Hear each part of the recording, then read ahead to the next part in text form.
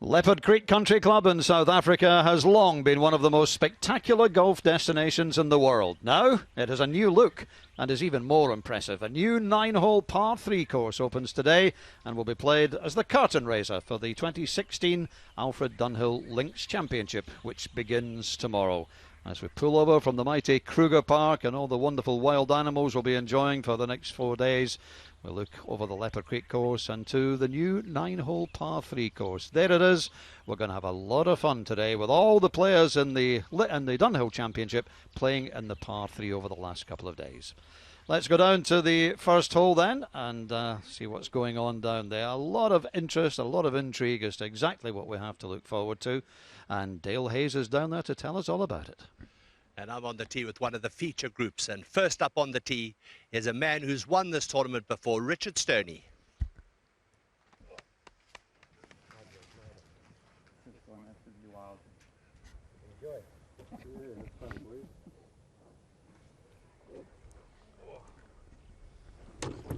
Well, Dennis Hutchinson's alongside me for this first session of commentary. Later on we'll be joined by Tony Johnston and Warren Humphreys. This is the first hole, which is playing today 121 metres, 132 yards.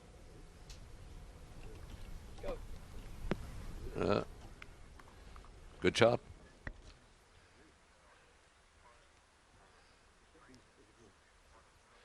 Next up on the tee, a man who's made 8 hole-in-ones in his career, 2 of them at Leopard Creek. Let's see how many he can make today. Keith Horn. Yes, Keith Horn will always have a special place in Leopard Creek history. 2 holes in one on the same hole on consecutive days back in 2013, the 12th at Leopard Creek. Let's see what Horney can do today. Certainly a very good start from Richard Stoney. Yeah, not much wind, barely moving the flag, so just a tiny shot.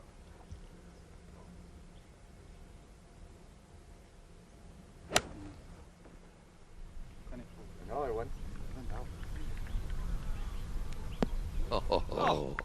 Well, you nearly called another one, Doogie. And finally, a 4-time winner of the Alfred Dunhill Championship. He's using one of about 10 wedges in his bag, Charles Schwartzel. Hits the ball so far, that's all he needs these days, isn't it? Not like Dale to exaggerate, is it? Only wildly. 2 terrific shots to follow though for Charles, who just loves this place. 4-time winner of the Dunhill Championship. Let's see what he can do in the par 3 competition.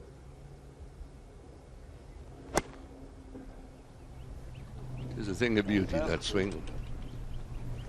And another stunning shot. Well, back off the green, too much spin. Well, I think we can give Keith his. Huh? I would. I used the wrong wedge. I think we should have a lot of fun today. Players really looking forward to playing this new par 3 layout. No one has ever played it before. This is the first time it's ever been played in competition. This is Gracie at the 6th. Brandon Grace in the bunker, putting out. I really can hardly believe watching him do that. He's a wonderful bunker player. I wonder why he decided to putt. There must have been something about it he didn't like. This is Graham Storm, who's playing with Darren Clark and David Drysdale today. And Is there safely in for birdie. Is there a more relieved man on the tour than Graham Storm after what happened late last year when the one player pulled out and he got in? Grace now for his par 3.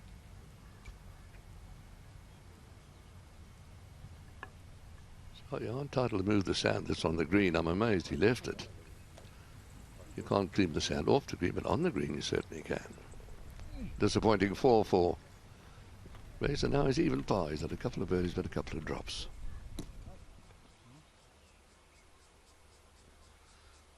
And there's our host, Johan Rupert, with his wife Gaynor, owner and inspiration behind Leopard Creek. And he must be very proud, and I think everyone proud of Mark Caillou. That a dreadful car accident, all sorts of injuries, been out of the game for such a long time, back playing again, And he was the first man off this morning. He was not meant to be the first man to tee off in the group, but his partners quite rightly said, Mark, you go first. It's good to see you back. And then he knocks it in that close and then follows it up with a birdie putt. What a fantastic return for Mark KU after all that he's been through. Long list of injuries, but fit again and well again, and everyone delighted to see him.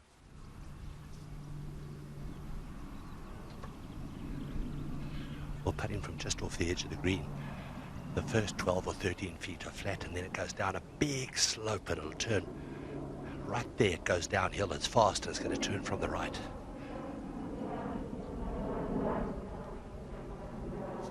Yeah, there was a huge hollow there in the middle of the screen, so it was a very tricky putt Charles had there, but he's working hard to make a par 3.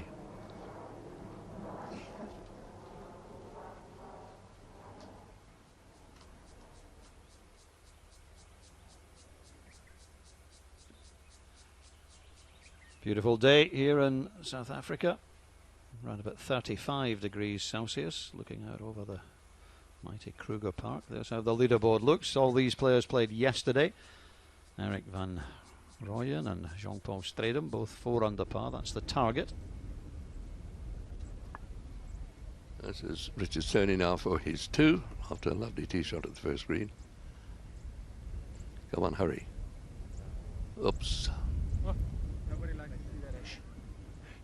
All of them to finish the hole in it.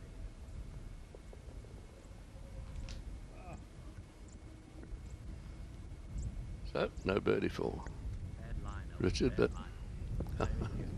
bad line, he's saying, bad line. You know, I mean, they're having a bit of fun out there doing it, but there's still £1 million to play for, so you don't want to get too sloppy. Now, this for a par 3 for Charles Schwartzel. Again, after what we've seen, this ball should come a little from his right.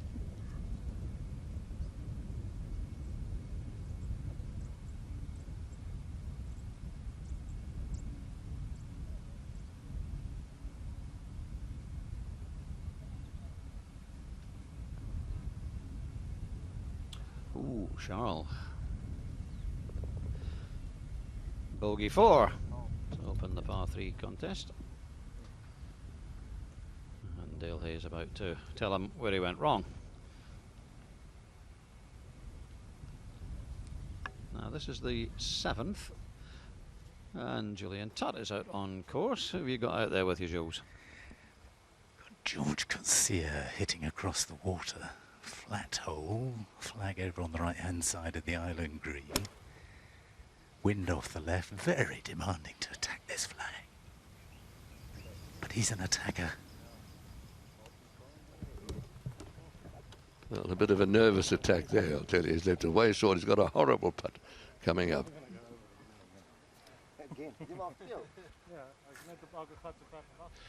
Now, you know, this is a serious tournament, but obviously Charles, I don't know whether he didn't count correctly, but it looked like 1 million golf clubs in this bag.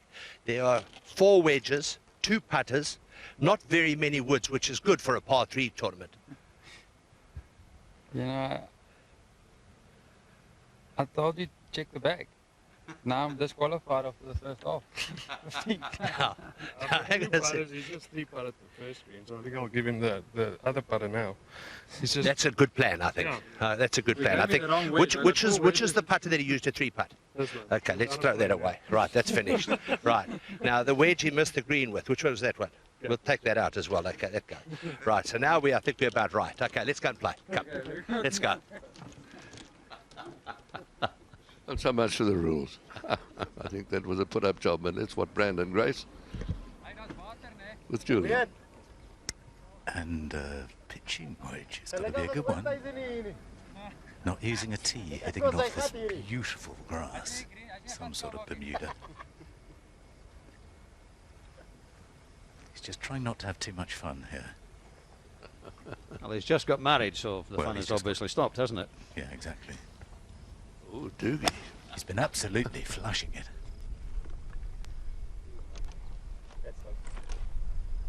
Oh, that's better. Good shot.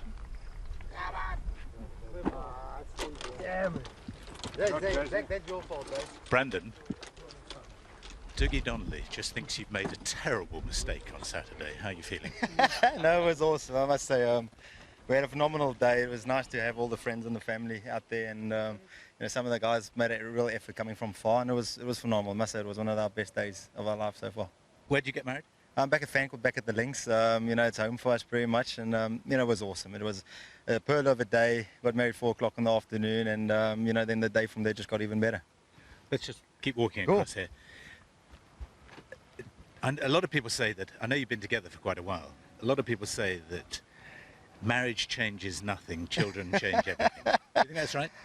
Well, I don't have kids yet, so I'm sure I'm going to find out. But you know, we're excited. We're very blessed, and you know, we're really excited to go into the next chapter of our life together. So it's exciting times for both of us. Today's not too serious, but tomorrow gets serious. Yeah, 100%. I mean, what a phenomenal place. I mean, this is some vision Johan's got here, and you know, it's in great condition, and the golf course as well. I don't think I've seen it in this good condition before, and you know, really excited. It's pretty similar to Augusta. Now you've got this little bit of a nice relaxing 9 holes before the big thing starts. Perfect. Well, you've got a very makeable putt from about 50 feet up there, so good luck. Thanks. The newly married Brandon Grace, and I was, of course, joking, as a man who's been so happily married for so long myself. Charles Schwartz, I think Dale's managed to leave just about enough clubs in the bag for him. They might stiffen it up. He's got plenty of clubs left, and I think he's going with his gap wedge. Wind a little bit from right to left on this hole, and the pin is just over that front pot bunker. It's a similar looking hole to the 11th at St Andrews. Playing at 132 metres this afternoon. And that's a good deal better. Well done. Perfect. You may, as we go round this beautiful par 3 course, think you recognise some of the holes. Well, that's no great surprise. They're very much designed in the spirit of some of the great par 3s around the world. They're not replicas, they're not copies. They're just, if you like, inspired by. And that was certainly very like the famous 11th on the old course. Here's how the leaderboard looks. Played over 2 days, this par 3 challenge, so a lot of the names on that leaderboard played yesterday. Eric van Rooyen and Jean-Paul Stradum leading, shot 23, 4 under par. Ulrich Vandenberg, Louis de Jager and Justin Harding shot 24. The Aussie, Dale Brandt Richards in the group, who shot 25 for 9 holes. And it's a lovely way to warm up and have a bit of fun, and with a serious purpose. £1 million on offer prize fund. The top 30 in the competition will pick up a cheque, or we'll have it credited online, more like.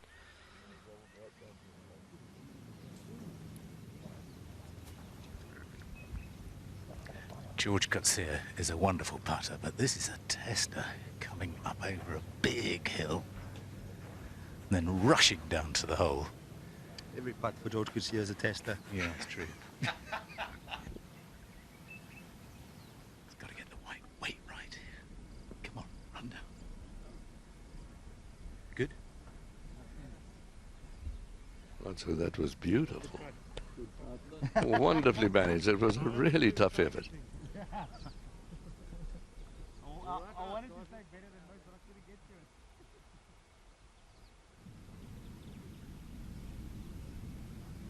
Keith Horn bunkered at the second.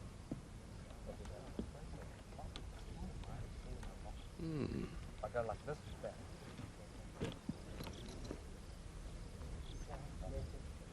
Come Elvis, we need to, I'll donate this money to Elvis. And we witnesses Elvis. Yeah. Yes.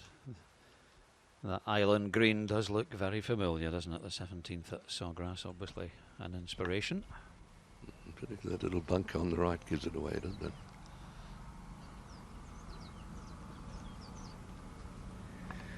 Brandon Grace has been incredibly unlucky that it didn't catch the slope. It could have gone in. Yeah, George. I'm quite happy with that. Let's just see how the greens are really quick and he can roll it into the water. He's got a very strange putting style, hasn't he? I'm afraid he might fall over. It was a good lag. Told him it was a good par on the tee. Just got to focus on that little one now. Take your time. Are you playing for money? He claims that we are. He's 2 shots up and 2 holes to go. He says, I'm going to make some money today. I was like, well, you've got to call the bets in the first hole. I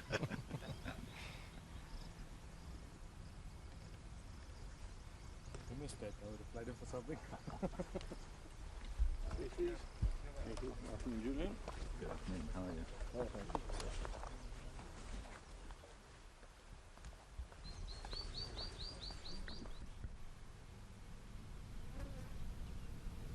Richard Stanley for birdie at the second. Quite have the pace right in his first putt. It could well have gone in. And a little too much speed in this one, not enough in the last, so maybe I'd like to have a bet on him holding the next putt he has this afternoon. Back to the first tee, Pablo Larrazabal from Spain.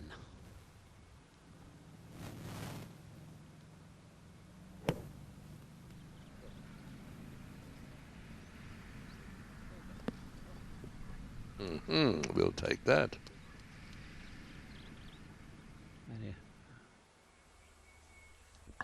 This is Journey for par.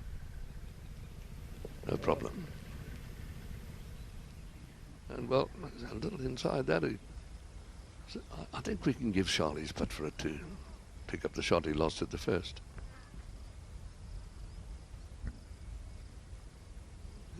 You'd have to be doing 4 under par is a very, very good total.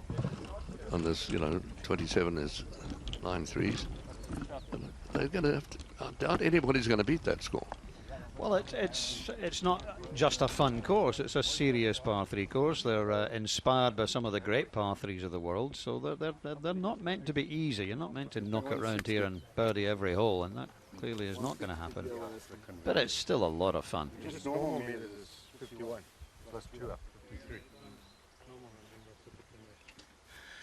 What's the normal meters? Playing 53 on the elevation. And what is it? 60. What are you going to hit?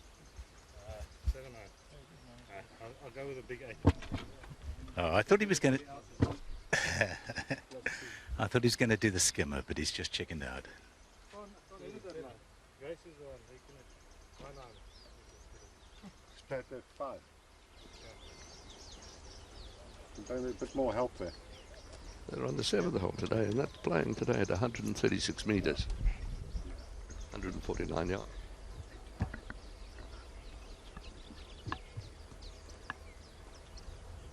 Oh, the 8th, of course. 9 iron.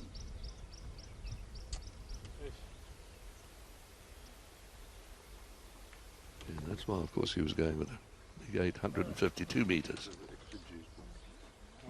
And the great thing about this new complex is that Mr. Rupert intends it to be a fundraiser for junior golf, and the idea is that some of the national teams around the world will bring their best young players here for warm weather training. The facilities are fantastic, new range, new shot game area, and any money raised, or all the money raised, will go back into junior golf. It's actually part of but separate from Leopard Creek Country Club, so it's a wonderful initiative by Johan Rupert.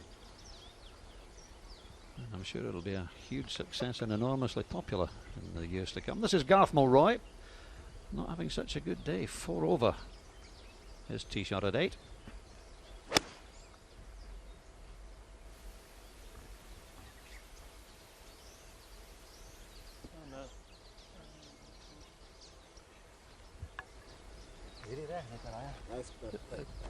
Former champion here at Leopard Creek, Garth. And this sort of course gives you a fairly good idea of what your irons are doing for you. And really, very testing. They're not big holes, but you need great accuracy.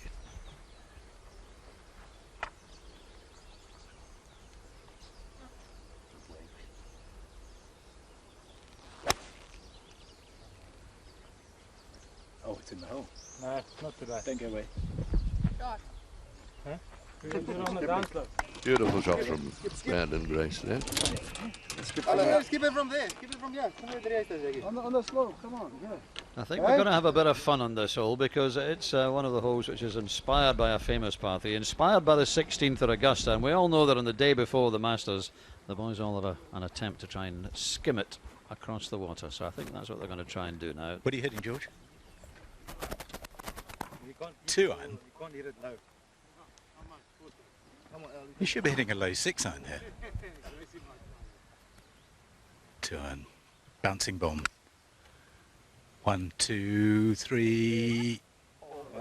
Didn't cross the line.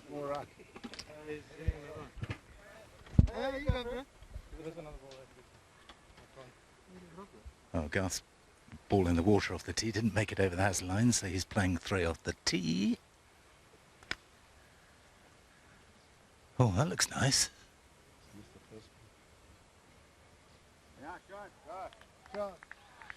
Okay, Brandon's going to show us how to do it now. Playing with a 4-iron.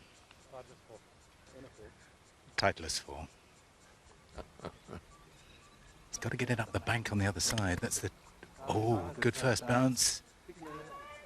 Oh, what a shot! You are the man. That is a fantastic effort. Get in the hole. I'm trying to think of Abu Dhabi one year, the 12th, the par 3. George can do it. Oh, this is the one. Oh! It wasn't Jose Maria that showed the boys how to bounce it across the water.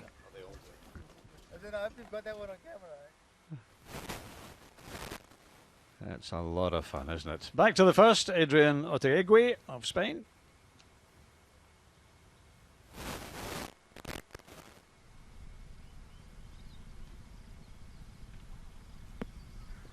Oh, it's a beauty. Go in, go in. Oh. That's as close as we've seen. We haven't actually had a hole-in-one, surprisingly, over the par 3 challenge days. 23 the target, 4 under par on this brand new par 3 9-hole course at Leopard Creek, the forerunner of the Alfred Dunhill Championship, which starts tomorrow here in beautiful South Africa.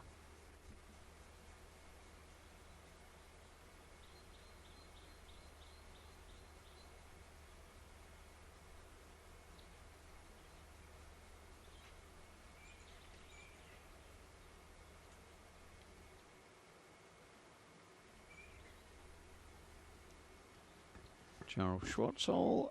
No, a little bit short.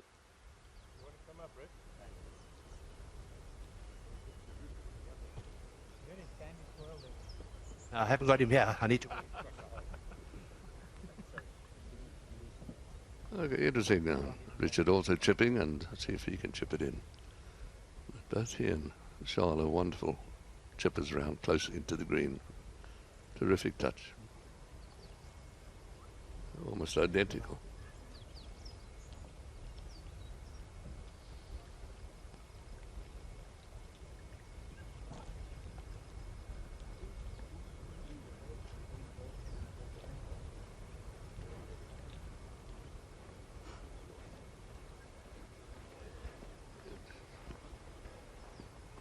This is Keith Horn, did make 2 in the first.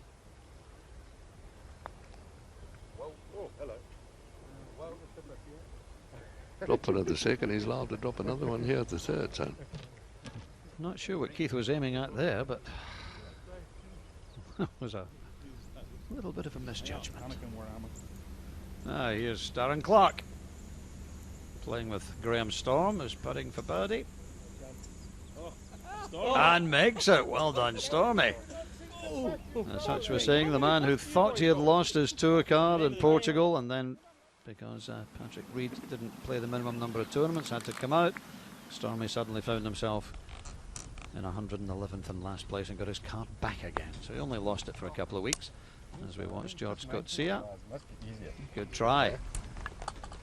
I think we mentioned Graham Storm going well today. He's a couple under par, so in with the chance of trying to equal the 4 unders already posted. Good putt there from George Coetzee.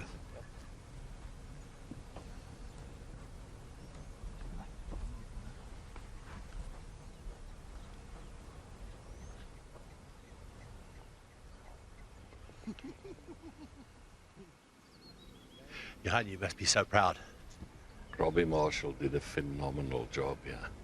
All kudos to Robbie and his team, and Derek Muggeridge, we are very happy. What is the plan? Well, the plan is we're testing about 7 types of cyanodum on the fairways and various types of grasses on the greens, because we cannot carry on with kikuyu and bent. It just uses too much water. We think we could cut the water consumption by up to 45% by going to more natural grasses. Well, that'll be unbelievable. But the plan for here is to bring international teams out, as I understand. Well, next year we're going to shut the golf course for 5-6 months to redo it. We're going to take out the kikuyu. We're building a nursery, and we're not quite sure as to, we want to see which of the various cyanodums do the best, which one does the best, and then we're going to build a nursery, redo, but we'll obviously have to redo the golf course because the ball will travel a lot further running, so it'll take months, but as you've seen here with what Robbie is able to do. So last night at dinner, Pablo Larrazabal and... It's easy for you to say. Yes, but Pablo's, but he said, why don't you have, instead of the Dunhill next year, why don't you have a par 3 competition? And Darren started with ideas, and so the ideas flowed, and as Sylvan Nathan said, that's how the $1 million started, with people suggesting to Sol. So we think we'll have a par 3 competition next year. A proper par 3 competition, build a few stands next door. And my son this morning, Anton, suggested, well, you can invite the ladies as well. Whereupon Richard Sterney absolutely rejected the idea. He said, what if they beat us? Well, Jan, thank you very much for not only what you've done here, but what you've done for golf in South Africa in general. Amateur golf, golf development, pro golf, everything. It's unbelievable. Golf wouldn't be where it is today if it wasn't for Jan Rupert. Easy. Whatever I've given, it's given me far more fun and friends across the world. It's an amazing game. And what I've put in doesn't compare to what I've taken out. So it's only been a pleasure. Cheers, thank you. Thanks, Dale. A remarkable man, Johan Rupert, who has done, as Dale said, a sensational job, not just for South African golf, but especially for South African golf. And this is his latest creation. And already, even early on in our first transmission, it's pretty special, Hutch, isn't it? It certainly is, and I must endorse what you just said about Johan. He deserves all the kudos he gets. Anyway, this is George could see on the 9th. It's a little clip down the hill, 108 metres. And straight down the hill, and it's one of those holes you feel you should handle so comfortably, but you wouldn't like to play it on a windy day. Yeah, this is simulating the layup shot on the 18th on the full course.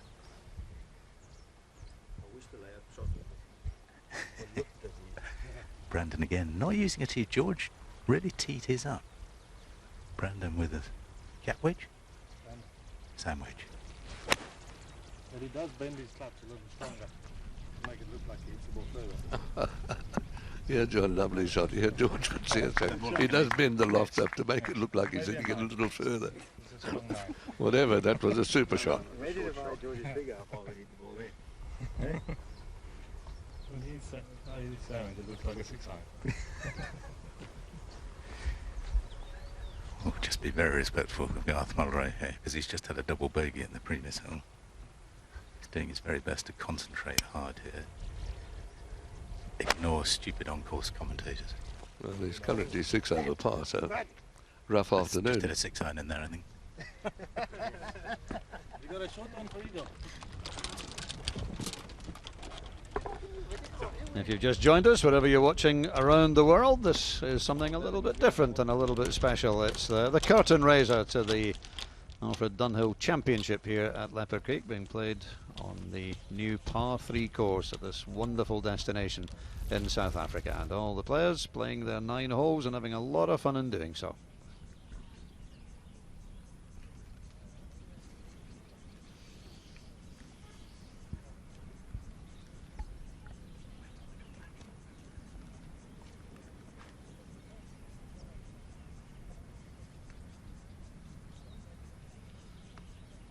That That was fascinating to hear Johan talking about next year's Dunhill Championship will not take place as normally scheduled because they're working on the course, but they're going to have a par 3 competition, a mixed par 3 competition, which sounds intriguing. And we'll no doubt talk about that in the course of the next few days. But time for a change in the commentary box. I'll take a break along with Hutch, and we'll welcome Warren Humphreys and Tony Johnson.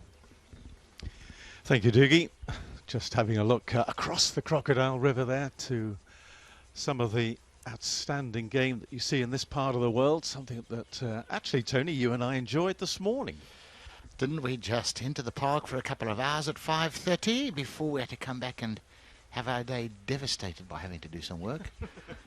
But yeah, great times in the park, and this event, the Dunhill Championships, and now the par 3 are just special, and we've managed to sort of get ourselves out of a state of depression when we were told there was no tournament next year. Par 3 competition back to Leopard Creek. Oh, happy days.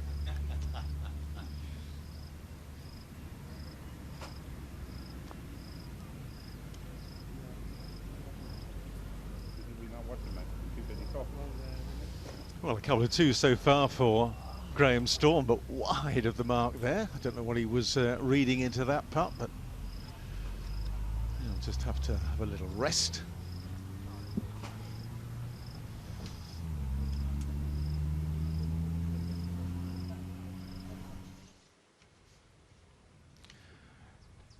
Brandon Stone at the second tee.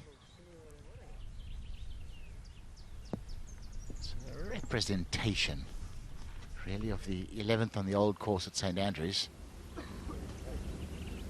Ugh.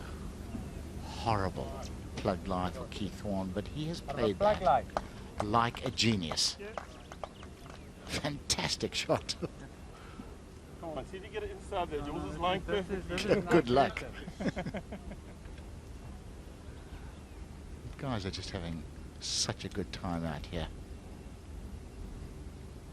As Keith said, perfect lie. Get it inside me if you can, and he can't.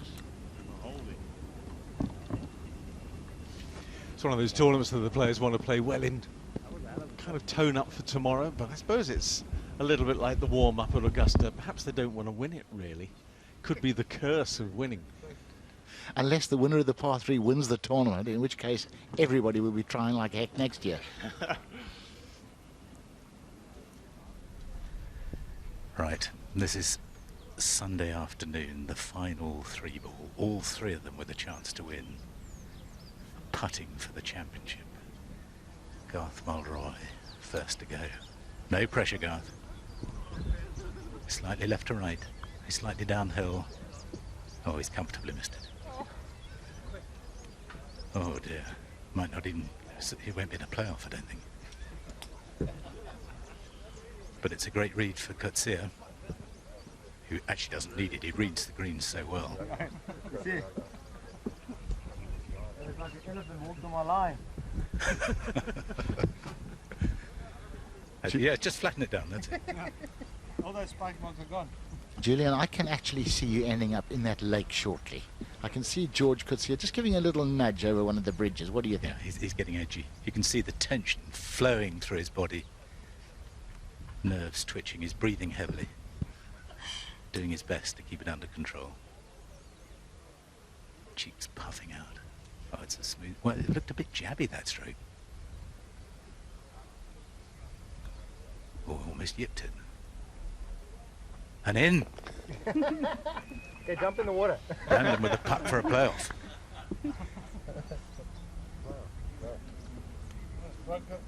Shoulder joint there. That's got so, yeah. I didn't think that. Big putt, that's for the win, for real. Well, this is a simple putt for Brandon now. Straight back up the hill.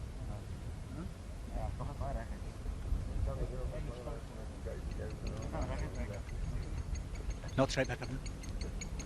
Straight back up there, it's not a straight. He's actually hoping to pull it in. Ah, jammy, I don't want to use the word. jammy. Too easy, boys, you've got to play off. Sorry. I mean, came so close to beating his hero today. Shaw's still playing.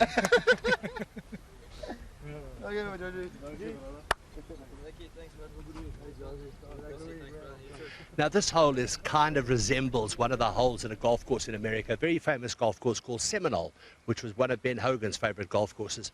And I'm told you guys had a match there where you played against Johan Rupert and his partner, and they beat you like a drum, as I'm told. But then you borrowed money from the pro shop to pay his bet out of his account. Is this story true? Yes. Fortunately, so.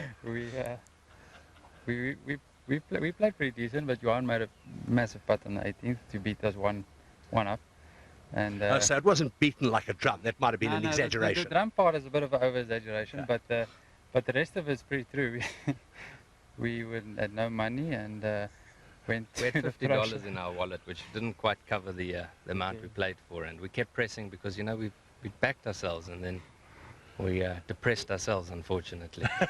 So we went into the pro shop, drew a fair amount of money. Off his account? His account, and paid him. Mr. Rupert, does he have account? Yeah. They said yes. He says, he said we can just come and collect some money for him. We need to pay some things. And so we took some money and gave it to him. Now I want to ask you, have you ever paid it back? Yeah, we have, unfortunately. It took a while. Look. Now he seems quite sure. You seem a little unsure. Well, he kept reminding me. It took me a long time to pay it back. I wasn't allowed back here if I didn't. So. Great story. Great story.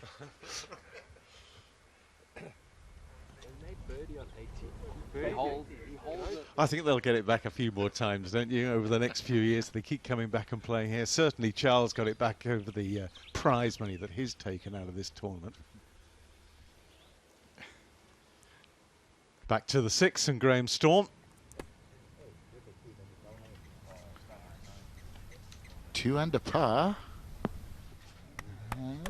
Just half a club shy, but despite the fact that we're seeing the lighter side of these guys' characters, they are trying like crazy. They want the kudos of being the first par 3 champion at Leopard Creek.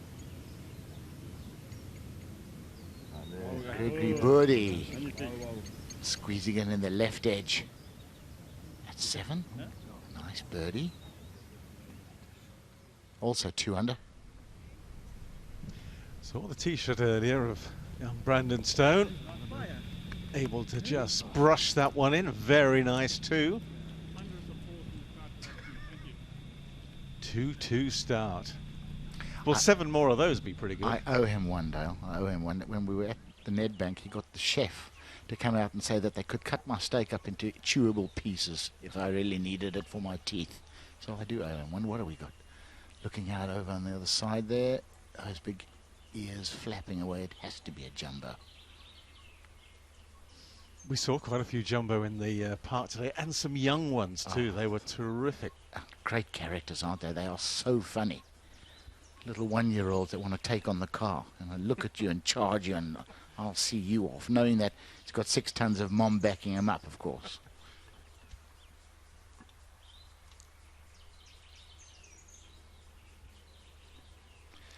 Practice facilities here, absolutely outstanding. I mean, there is so much ground here, but all the targets you hit to, they're proper greens.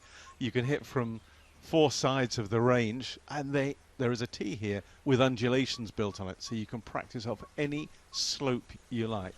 Maybe the finest practice facilities I've seen anywhere in the world. I would agree entirely. I've never seen anything quite like it. Oh.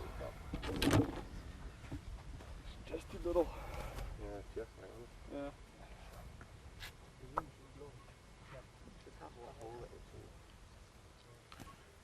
And as Johan said, they're trying 6 or 7 types of cyanode, and this has been the test nursery for what grasses they're going to use when they returf the golf course next year. And the greens, they've got 4 or 5 different types of grass on the various greens. And they're deciding which ones to use, but because of that, the greens on the par 3 course at the moment are different speeds, somewhere between 11 and 13, just to make it a little tougher because it's not easy.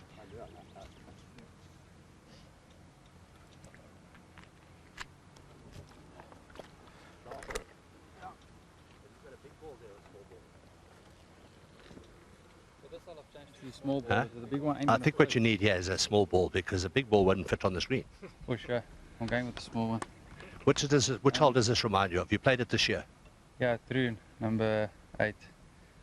Postage stamp. Postage stamp. This is smaller than any postage stamp I've seen. Yeah, no, this postage is not going to be posted very far. This letter's going to the wrong address. Now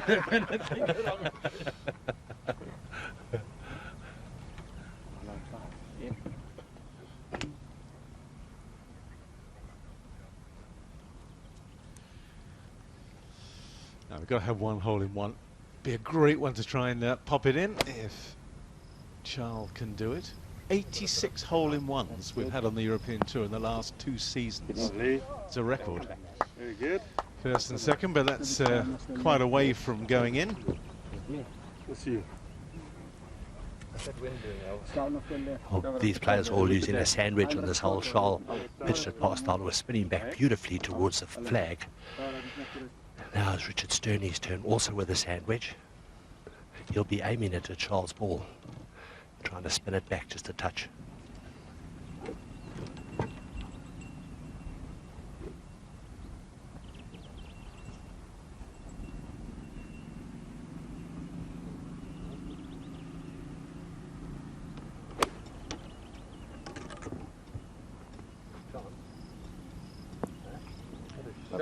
Beauty.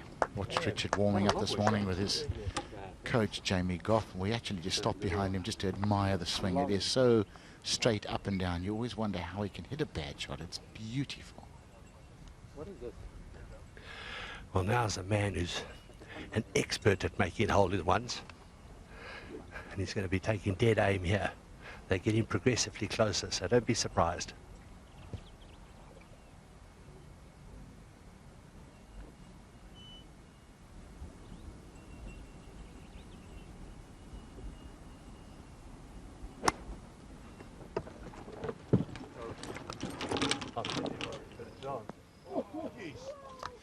Right on line. I heard what you were saying there.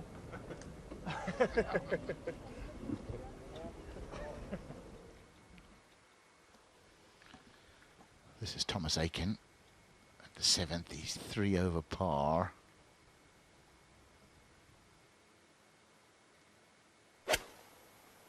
Normally very good with the short irons. It hasn't been his day, certainly.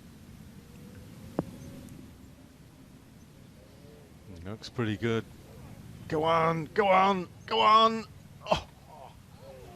Very nearly a 1. That would have cheered him up a little bit. Man who hits or has hit more greens than anybody else on the European Tour last season. Number 1 in greens in regulation, proving it there. Darren Fickhart just starting his round. Birdie putt.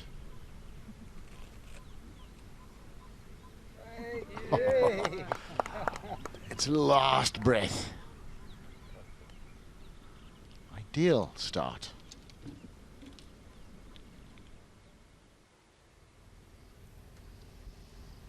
Now, here's a man who's been on fire so far. Couple under. Storm, another birdie putt here on 6, long way away. Well, that wasn't going to be short, Stormy. I like it. Slightly a tad aggressive. Thanks, Darren. That's all you need when you've just blasted it 7 feet by. I like it. A tad aggressive.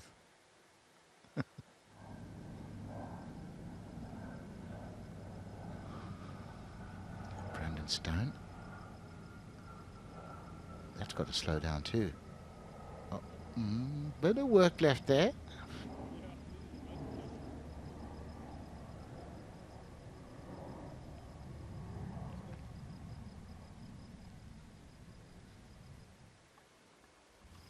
Return putt for Graham. Can he shut Darren Clark up? Captain Clark, take that. Schwartzel for his 2.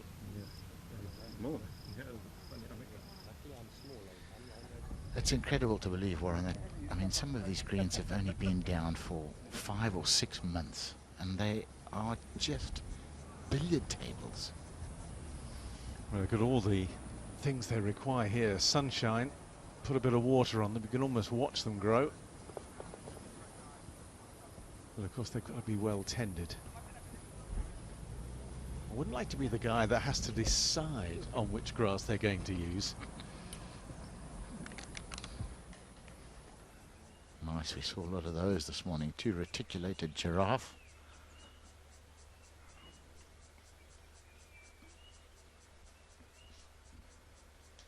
Only 17 feet tall. Wonders of nature.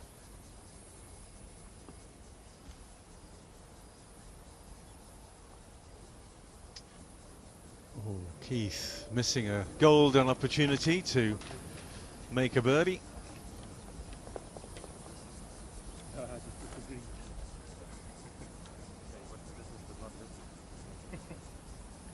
One birdie, couple of pars, couple of bogeys. Maybe saving his best stuff for tomorrow.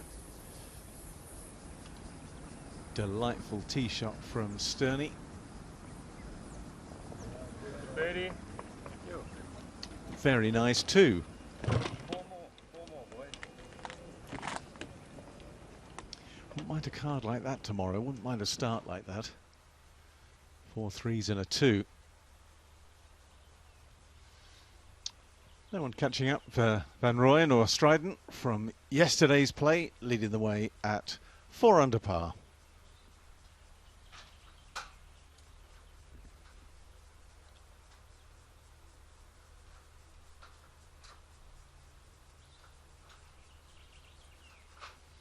Pretty cloudy and overcast this morning when we were out in the park, but now cloud going away. It's warming up. It's going to be well over 30 degrees centigrade. Pretty warm.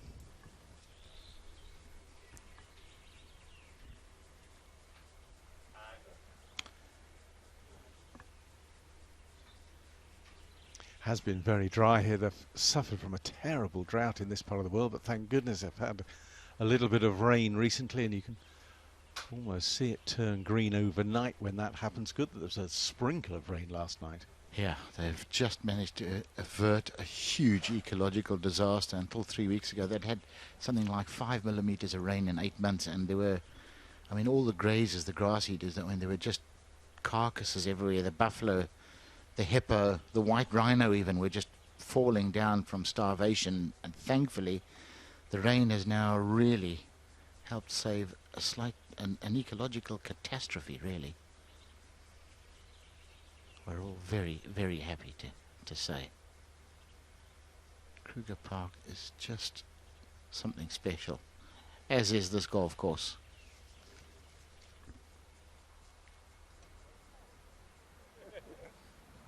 Red? What about is this enough?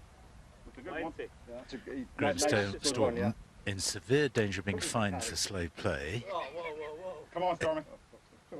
Where's he aiming, Darren? He's joking, really, because he's going to go left. There's a big slope there. Well, there should be a big slope there. It'll just bring it down to the hole. But his little duck hook will get him up there somewhere. We'll see, we'll see, we'll see. Well, the wind's got up. Oh. Oh, he hit it hard. Oh, oh, get in the water. Get in the water. Get in the water. Oh, Stormy. I've done that. The drop zone's over there. And the wind's getting up, he said. The whisperer. No, we have lost the ball. Okay, you can have your go on Darren now. I think he needs to just chalk down on this one a little bit. A little 9. What are you hitting? I've got a 9 iron here. Just got to But I keep want it to get down. it just, Little Northern Irish just shot. over the left edge of that bunker, and hopefully let it feed down.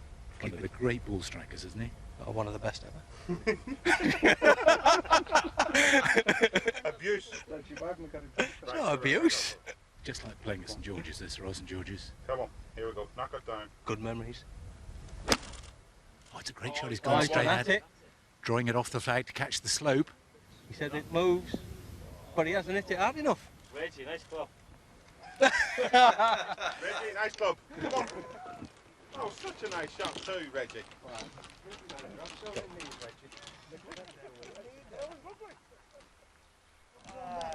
Reggie. While standing on this tee, you really are reminded of the 12th hole at Augusta National, One of the most beautiful par 3s in the world. Water short, a bunker in the front of the green. Very narrow from front to back. This is a wedge for Charles. Golf shot, golf shot. And that's right at the flag. Is it far enough? It's so boring now. Hey, what was that? Famous last words. It's a boring game. That's so boring now.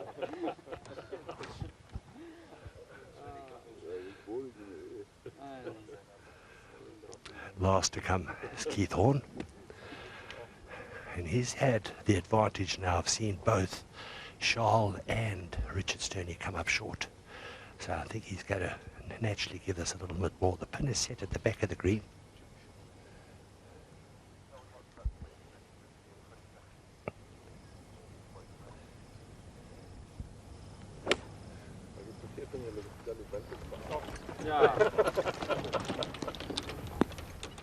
Oh dear. That's fine. Perfect. Well done, Keith. I don't want to go long, Okay, the drop zone is how far away? Yeah, well, at Sawgrass is 69 yards to the front of the green, and usually they cut it that the grass is lying back against you, so it makes it even more a horrible shot. But Mr. Storm here, being the experienced professional he is, has dropped it on a down green little bit of grass. So theoretically, he should be able to spin it a little bit more and stuff. But, you know, after that tee shot he's just hit there, he could be going for another golf ball here shortly. Did you go straight for the flag? Stormy will probably bail out and hit a little hook left and let it run down the slope. Here we go, here we go. Oh! Chunked it. Go, go, That's a terrible chunk. Oh, he got lucky. Now, if that really had been a PPC Sawgrass with the turf we have there, he would not have gotten over the water with that swing.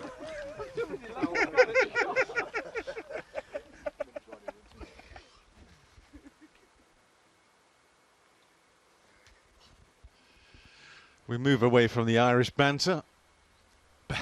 Back to Brandon Stone.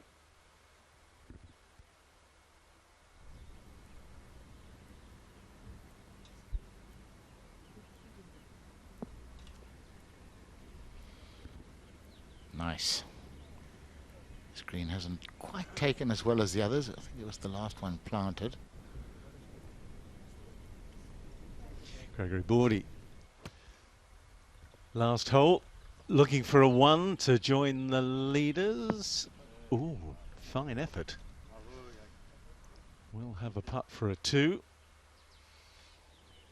That's a magnificent piece of countryside. Not only the golf course there, the Leopard Creek, but beyond that, across the river, across the Crocodile River, into the Kruger Park, a massive expanse of land and a most outstanding game park. If you're ever in this part of the world, you have to come here and visit it. Enjoy the delights that this area has to offer.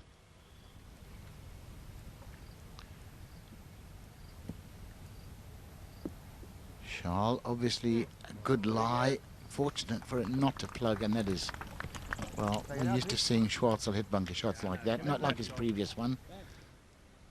Tastily played. Back to Stone.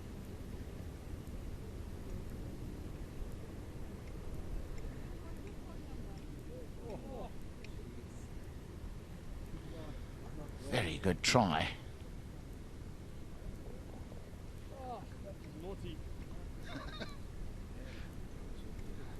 Naughty. That's when the guys know the mics are on them.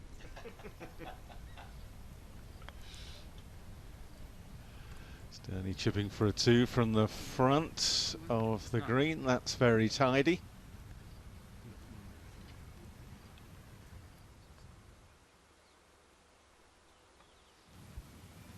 Darren is an absolute master bunker player. Just get it onto the downslope. Too much. Hard to play much better than that, Tony. No, I mean, he's landed that 2 inches on the green. Could not have played it better.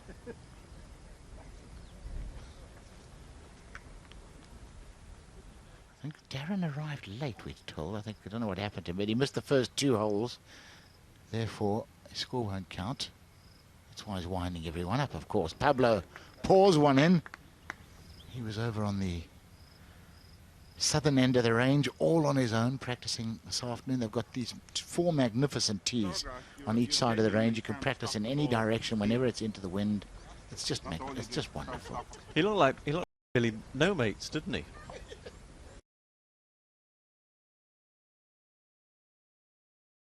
I think put his first ball in the water. Played 3 this for a bogey slightly uphill, then very quick downhill and left to right.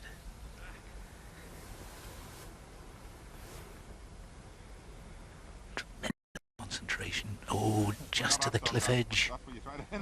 It's a good line.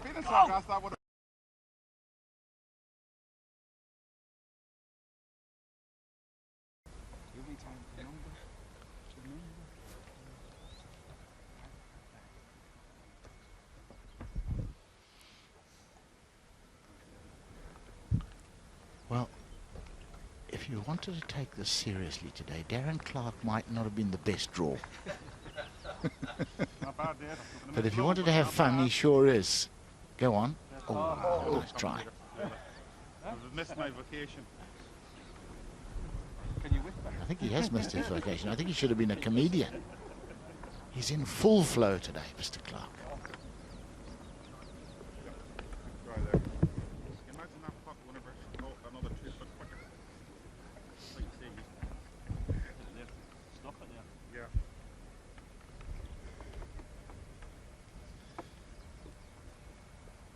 For the sand save for Darren. Better make it, otherwise there'll be plenty coming his way. You give an award for the drop zone. That's bad. That's bad. Boys. Me too. Yeah. Where's Julian? We'll have to report this. Dead dog with chips. We'll find one kid. Yeah, go somewhere else, but alright. Get some chips. Julian, is caddy gave him an old ball from the drop zone because he had no confidence in the fact that he was going to get his next one over the water. Massive, yes? 2 threes and a beautiful 5 for Storm.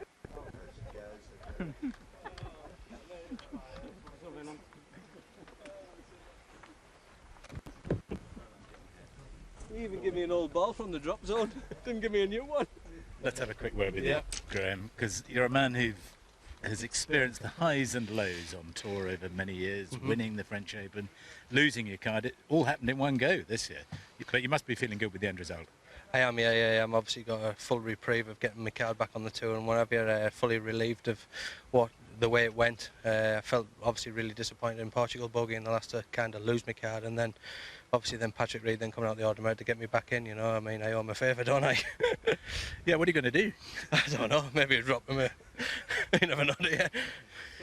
It gives you another full guaranteed season. I mean, it makes a massive difference, doesn't it, knowing what you're doing? Yeah, I mean, obviously I looked at the situation that I was in. I basically, what happened, I jumped 51 spots. You know, obviously, if I'd gone to the school, obviously I'd have got more of a better card. But yeah, that's how far it jumped me up. So obviously I've got more chance to play at nearly every event. There'll be a couple of events I possibly won't get in. So, but at least I can plan my or the majority of it. Do you still feel you got it in you to win again? Yeah, I don't see any reason why not. I work just as hard, if not harder, than I used to. It's just becoming harder. The players are getting better and better, younger and younger, and I'm getting older. But I'm enjoying what I'm doing. You probably got a better chance if you don't play alongside Darren Clark. Yeah, and yourself whispering on me, top of my backswing, and tell me I need to hit this harder. Yeah, you're probably right. Yeah, I think I'll stay off the TV. You need it on the 8th tee. Thanks. Cheers, thanks a lot.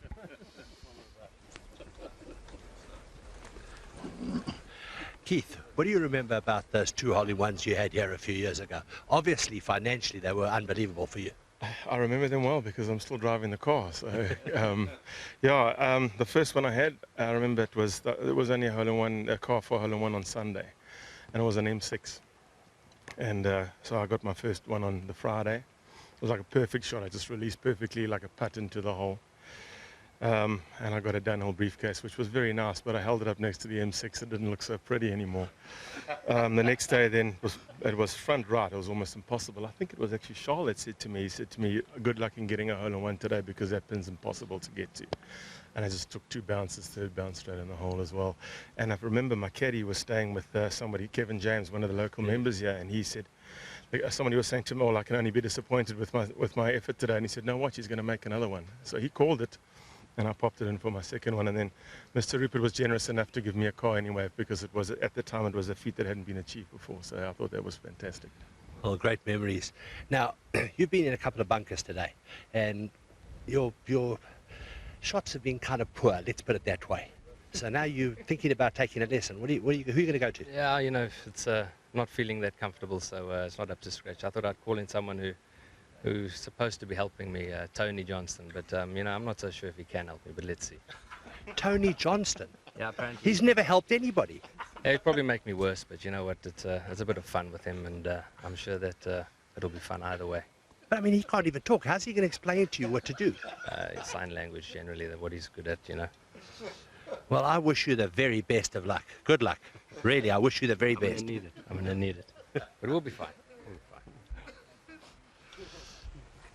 Tony, you do realise you'll always get the last word from where you're standing. No, you know what, I made a fatal error when we had a little meeting earlier on with the greenskeeper, etc., and I started the battle with Dale, which, I mean, after 35 years on tour, never started a war of words with Dale, and Hutchie said to me, he said, now you've started something. And he was right. You just don't start grief with Hayes. You always come second. Yeah, that's fine. If he's listening, Dale, I'm sorry, can we call a truce, but we'll see.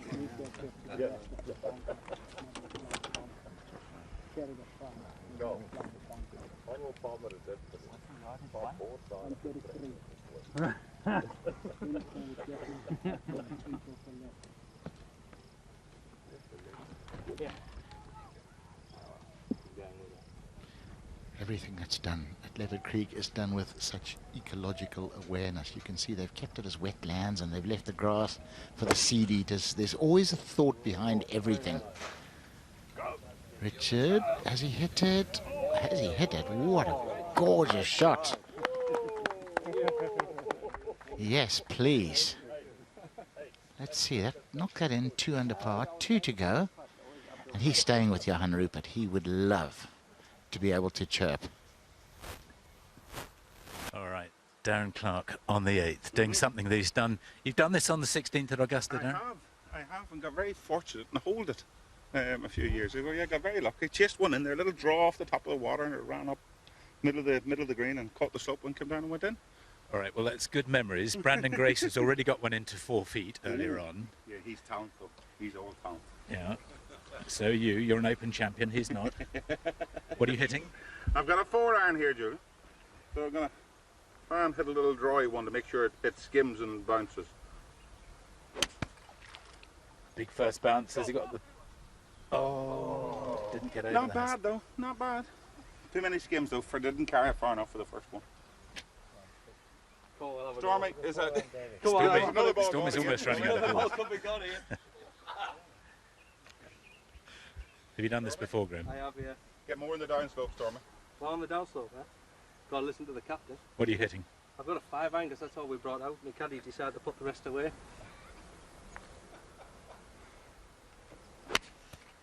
Go on.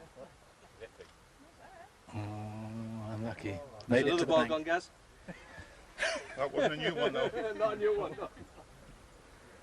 David Drysdale's going to show them how to do it. Yeah, he'll just pick it clean off the top and no spin at all. Drysdale with a... He's going to carry it too far. What are you That hitting, David? cameraman over the back of the green's in danger. What are you hitting? 5-iron as well. 5-iron. It's hit that very hard. It's through the back of the green. Oh, yes! Come on! Killed it on the bank. Good shot. I called it. I knew you'd hit it then. Well, no surprise that the Scot plays the best shot on St Andrew's Day. 30th of November. Happy St Andrew's Day to Scots all around the world. And what a lot of fun we're having in this par 3 competition at Leopard Creek.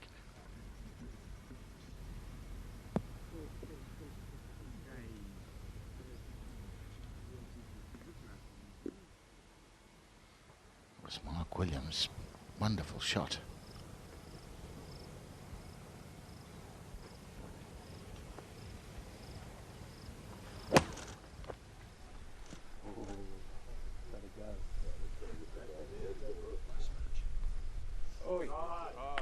Oh, yes.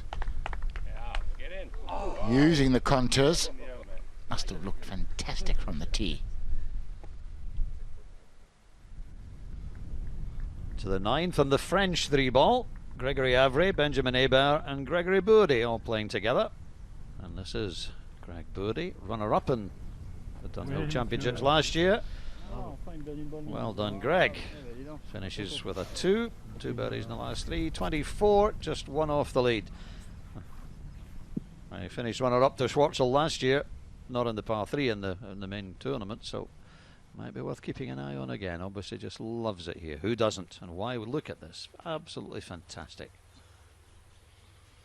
Does look dry though, Tony, doesn't it? You can see the signs of the drought. There's so little bush. It's really sparse. Yeah, 3 weeks ago there was not a scrap of green there. It was just dust. This is yesterday in the par 3 competition. This is Oki Stridham, tee shot at the 8th. I'm not sure whether that was entirely intentional, but it seems to have worked out pretty well.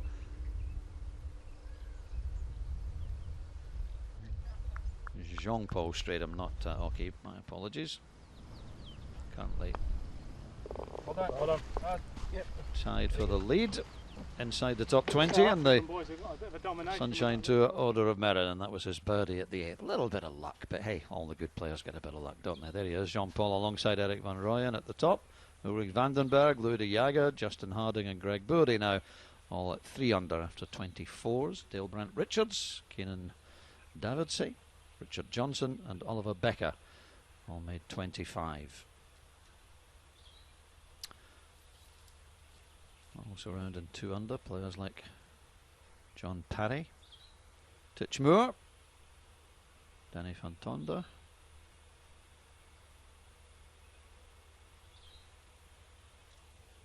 Pablo Larrazabal, couple under, still with 3 holes to play, same as Martin Oram Masson from Denmark and Mark Williams, who we saw, the Zimbabwean, off to a flying start, birdies at the first 2 holes.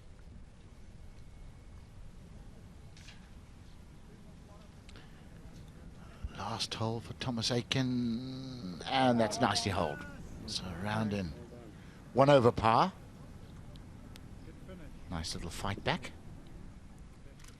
And it's not purely for fun today. There's a nice prize fund available for these players, but that's secondary. They're out here to just enjoy this wonderful par 3 competition. Well, all 3 of these players hit incredible tee shots on this hole. Schwartzel's got a pretty simple putt coming straight uphill, and they all used the slope to the left of the hole very well, spun it down that slope to their positions. So we might see some birdies here. Oi. Nicely done.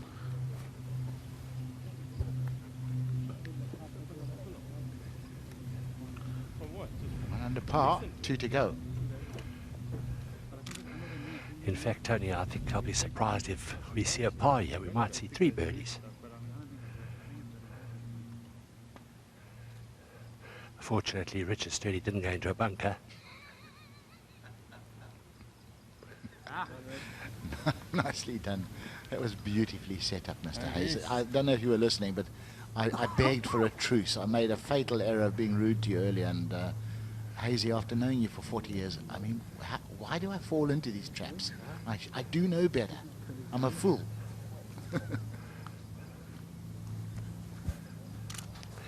Tony, you should never bring a knife to a gunfight. Right, Keith Horn, who hit his shot nearest to the flag, just managed to catch the slope, and it ran down beautifully. But funny enough, he's got the slipperiest putt, slightly downhill, left to right swinger. Should be close enough that he'd be very disappointed to miss it. Yeah, nice. I'm tired of having to go last all the time and have the pressure on you. These boys are having a lot of laughs, and all three make birdies. Stanihorn and Schwartzel all making the birdies at 7. 2 to play in this par 3 curtain raiser to the Alfred Dunhill Championship. Nobody among today's starters threatening the leaders. Still plenty of players to complete the par 3 competition, but it's still Van Rooyen and Stradum at the top of the leaderboard.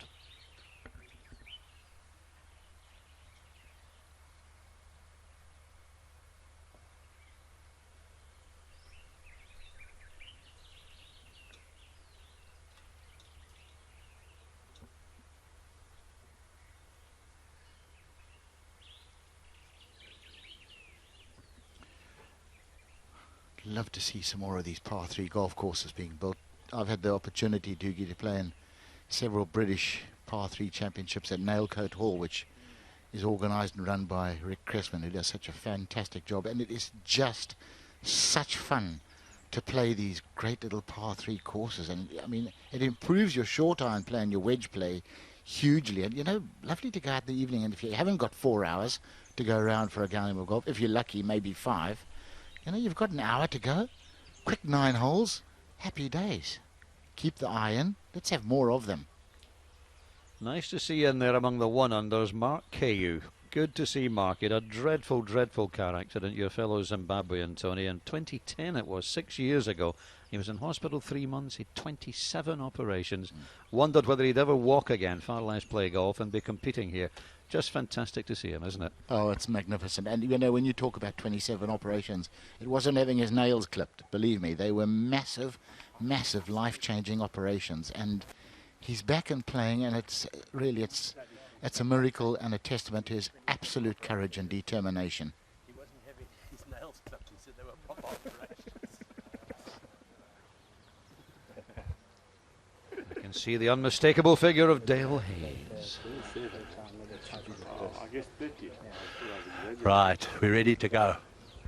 First up is going to be Richard Sterney, 9-9.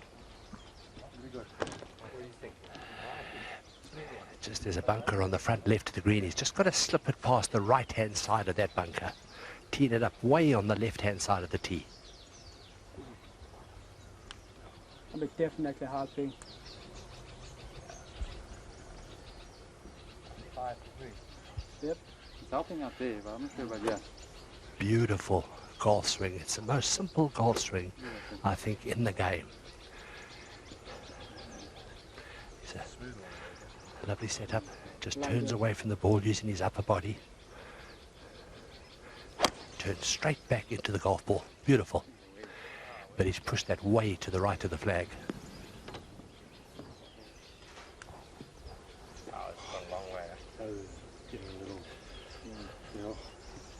Almost melting.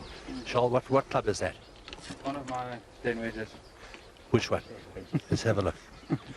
This is like a pitching wedge. 46 degree. Yeah, 47. Never play with a club that's got more degrees than you have.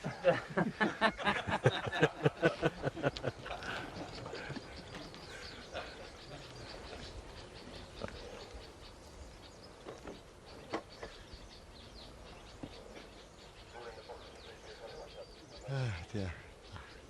Folks, I can't tell you how much fun we have at dinner every evening with Mr. Hayes, and the war stories and the laughter.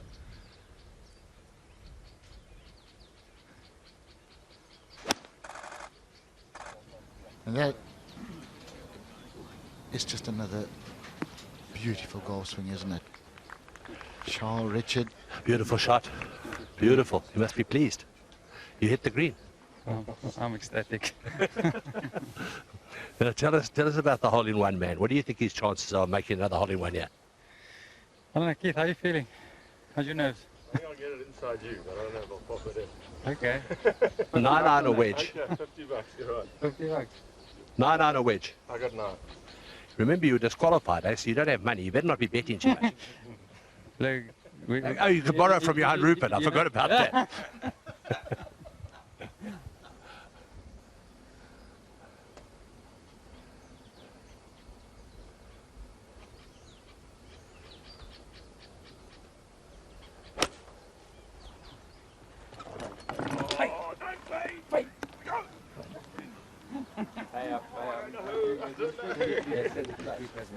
Close, not quite inside him, but good shot. You can't beat it, it's only a quarter. I can see this becoming one of the absolute highlights of the Sunshine Tour. And the idea that we're going to be doing it for real next year is quite exciting. Let's look back to yesterday. This is Erik van Rooyen. Tee shot at the 9th, his final hole yesterday. Half the field played this challenge yesterday, half playing it today. The 9th inspired by the shot the players have to play in the 18th at Leopard Creek when you've got a downhill lie if you've laid up and playing to an island green. It's a terrifying shot. And well done, Erik. That was a round of 23, 4 under par, and he remains tied at the top of the leaderboard with Jean-Paul Stradum. We'll see whether any of this afternoon's starters can get close to the leading two, but there they are. Par 3 challenge going out around the world, and I believe on Facebook, and one or two of you emailing in asking one or two questions, which I think Julian or Dale might want to ask of the caddies. I've got one here which I'll throw to Tony, who's alongside me. Jamie from London, who says, what's your favourite short par 3 in the world? Gee, that is such a tough question. You know, we've played so many over the years. Second at Durban Country Club, you know, a couple of the par 3s at Sunnydale, the Harry Colts and the Alistair Mackenzie par 3s. It's hard to differentiate. They're all just superb. I know I've copped out of that, but you just get to play so many. The postage stamp would have to be the scariest little 110-yarder, I think. It's got to be in there. I also got one here from Andrew Picken, who one that, as I say, Dale or Julian might want to throw in, especially in light of this afternoon's fun. How important are your caddies for success? I can think of a few players we could ask that question of. We'll leave that one to Dale and Julian. We'll maybe get a chance later on. How important are the caddies? Morton or Masson. Down the hill, has he? What a great putt. So fast down there. Former winner of the SA Open a few years ago. Well, he's got 2 holes left and he needs to birdie both of them to take the lead, one of them to tie the lead. And Danes are enjoying a bit of success. Congratulations once again to Torbjörn Olesen and Søren Kjeldsen on winning the World Cup in Melbourne last week. Fantastic. 2 of the nicest guys you'll meet. I'm absolutely delighted for them. Well done, guys.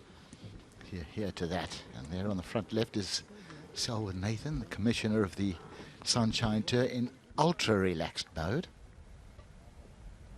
There to cheer the boys on. Now, yeah, Rupert has just reminded us that this is a different grass to the rest of the holes. This is a grass called Champion, which happens to be the same grass they use at a golf course in Florida called Seminole, and it's very quick. And Richard's putt from the second half is downhill to the hole, so let's see if he can pick it up and judge the speed of the green. That's going to be the most important thing. It does turn from right to left, but it's the speed that's important from that distance.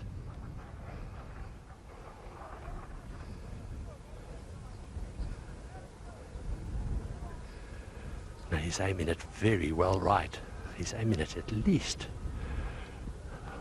3 feet to the right.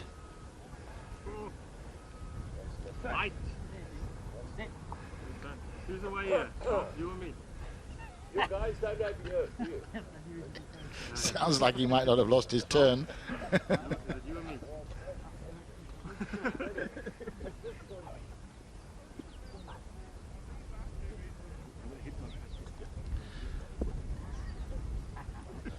I think Keith finally conceding that Charles did get it inside him off the tee.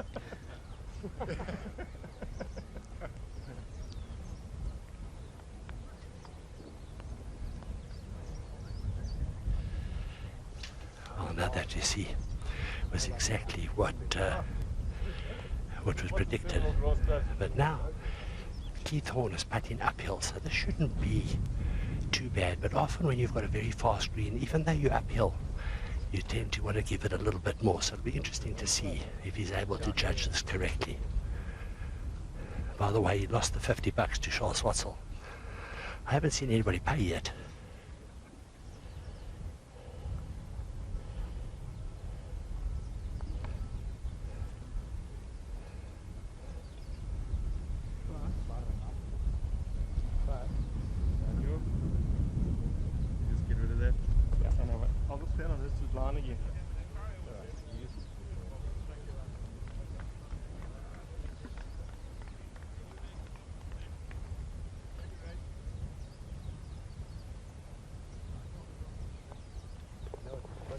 Well done, Keith. And I'm sure that everyone enjoying this fun par 3 challenge in the South African sunshine is enjoying the fact that some of the best players in the world, when they're out for a friendly match, the chat is just the same as it would be with you and your buddies in your weekend match. All the stick and the compliments and the lack of them are just the same as any other match. They're just ordinary golfers with an extraordinary talent, but the chat's just the same.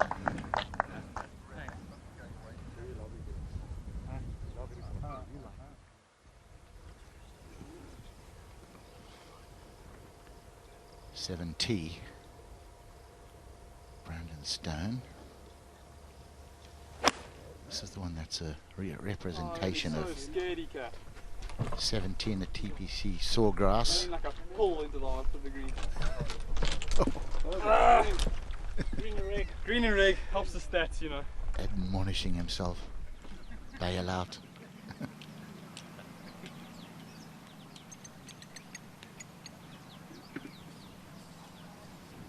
But for par then for Richard Sterney.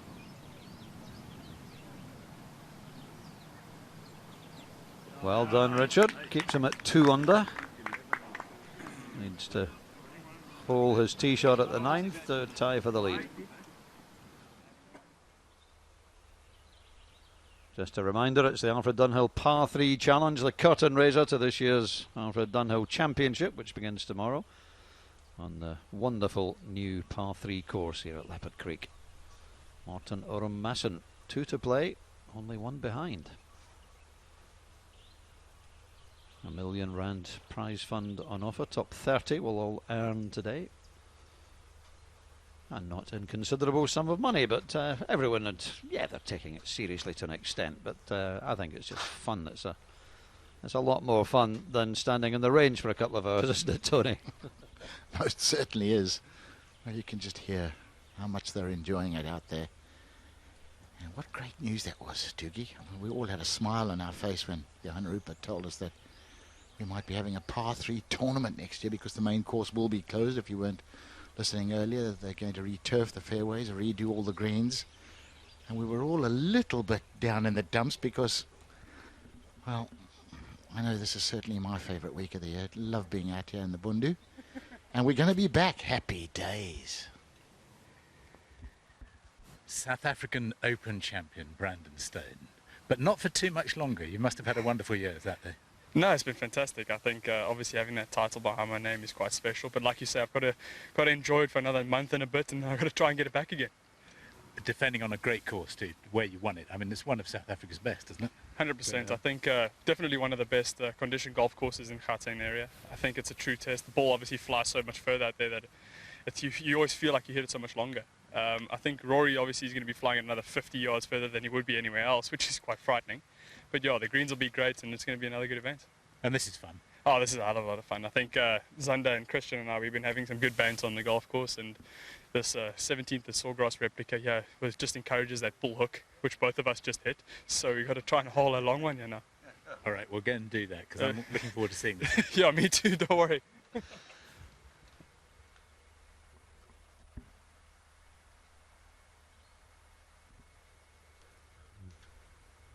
Looking into the Kruger.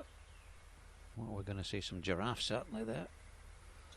And I think Dale Hayes has also got a special guest, although he's not in the Kruger. I don't think he is anyway. Well, I could be, because there are some animals around here.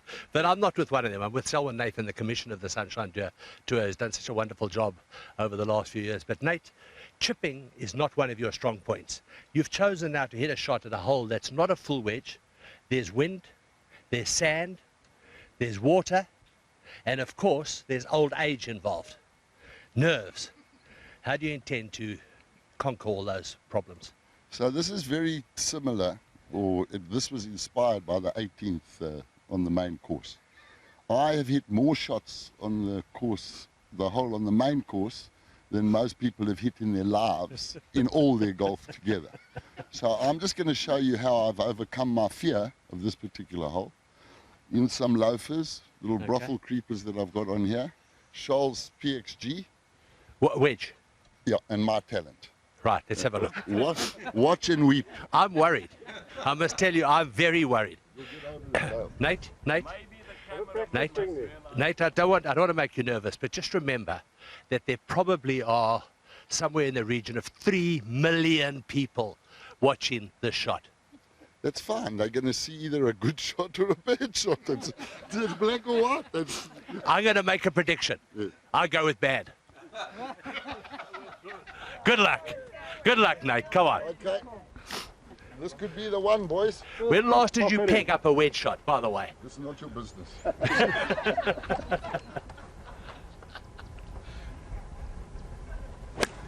Come on, Nate. Come on, Nate. Come down, baby. Come down. Come down. Excellent. I can tell you, on Monday he hit 2 shots to the back left pin position, and he hit both of them close. He's overcome it. Nate for king. Former pro, of course. A lot of fun. A really good guy. Why don't you give yourself a tour card for that shot? Actually, I had one, but couldn't do anything with it. I love the footwear as well. Who needs golf shoes? I can't tell you, until recently, Nate's average on the 18th was over 8 over the last couple of years. He is just so scared of that hole, but he's back.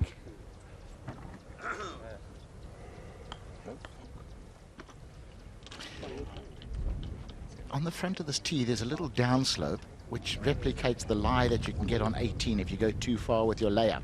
So the members can actually go onto that downslope and practice the shot. They had the seniors club championship, and they had a playoff up 18 between 2 of the guys.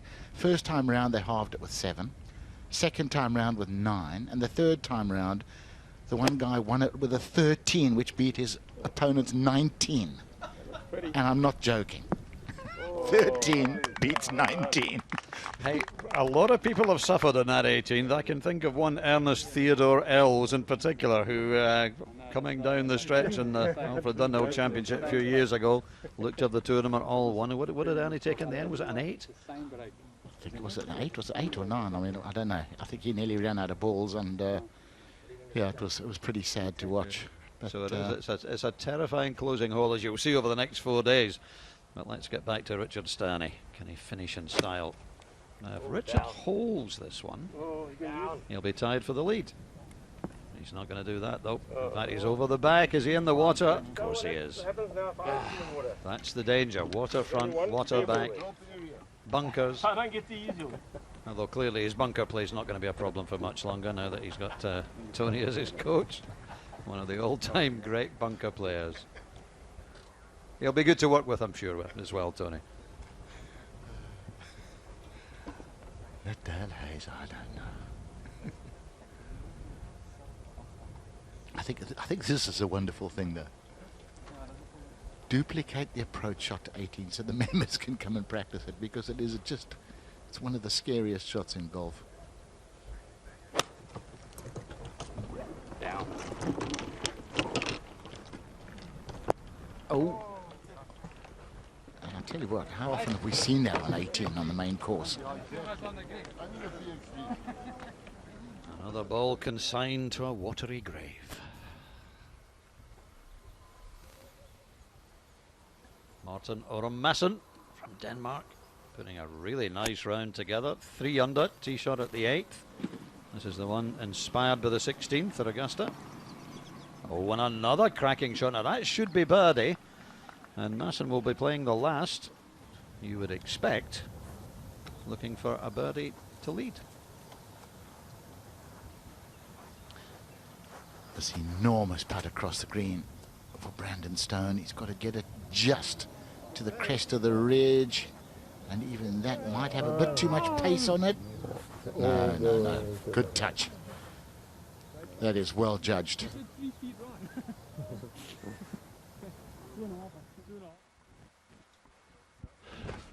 Now, both of you in the water here, so now you're allowed to drop the ball, well, which is not a good thing, of course, because you lose a shot. But you've got to drop it on the slope. And you obviously don't want to drop it in a divot, so what do? You drop it in the divot so it bounces out. Well, if you're Simon Hobday, it would run into the divot, guaranteed. So would you like stand on that divot maybe to make sure it doesn't go in there? I'm going to move a bit forward so there's no divot in front of me. Okay, yeah. Let's see, Richard Stone is moving it in front of all the divots. Although there's more slope here, so I'm not sure I want to do it. But anyway, Oh. You're the only person I know that can drop with backspin. Exactly. I mean, that's a terrible lie. I know. I'm not feeling very confident right now. Why don't you play for the big side of the green? No. I'm going to go for it. I'm going to hit close from here, watch. He's throwing caution to the wind. He's going for the flag. Elvis, yardage? 65. Probably more into here.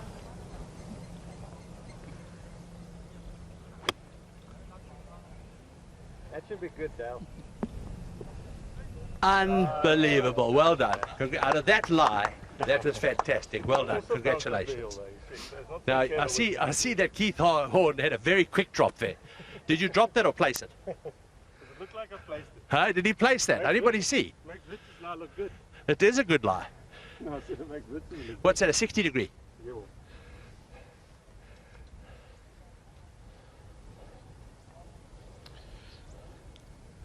It's only 108 metres, but we've had 16 fives, 6 sixes, 5 sevens. Oh, down. Ah, good shot. Good shot. That's well played.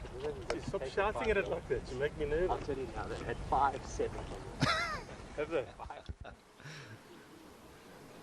Now Masson. This for a birdie to tie the lead in the par 3 challenge. Oh, it slipped away right. What a shame. Well, he's still got a chance at the 9th, but he would obviously have been expecting to hold that and then look to take the lead on 9.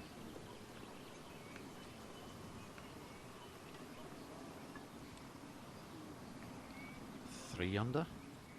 And time for us to welcome back into the booth again, Warren and Hutchie. Thank you, Dougie. Just have a quick look at the leaderboard there. No change, but Matsum coming up the leaderboard. Let's see if he can find a way to join the two boys at the top. Would be a very special score. Leading two players, of course, will be setting the course record, as no one's played on this wonderful layout before. Bezuidenhout on the 8th.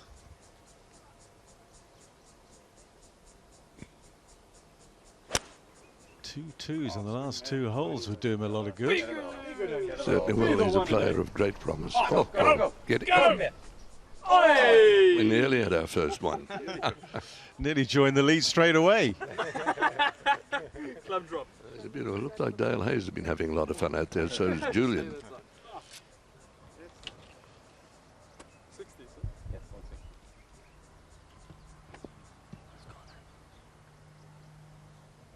See what young Brandon Stone can do.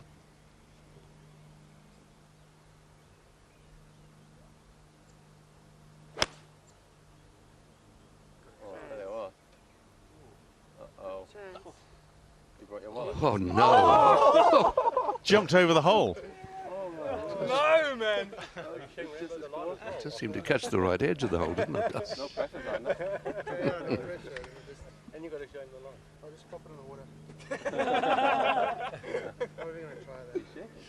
Just have a look at this. This was so close. Oh, how did that miss? Yeah, you're right. It just jumped over the corner of the hole.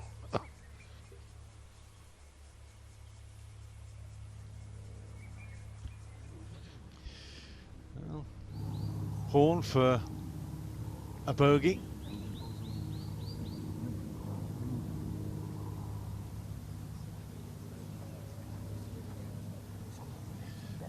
Taking this very seriously. It's amazing how a hole this tiny, playing at 108 meters today, can be absolutely terrifying. It's like your third shot off in the 18th at the main course at Leopard Creek. It's a terrifying little shot.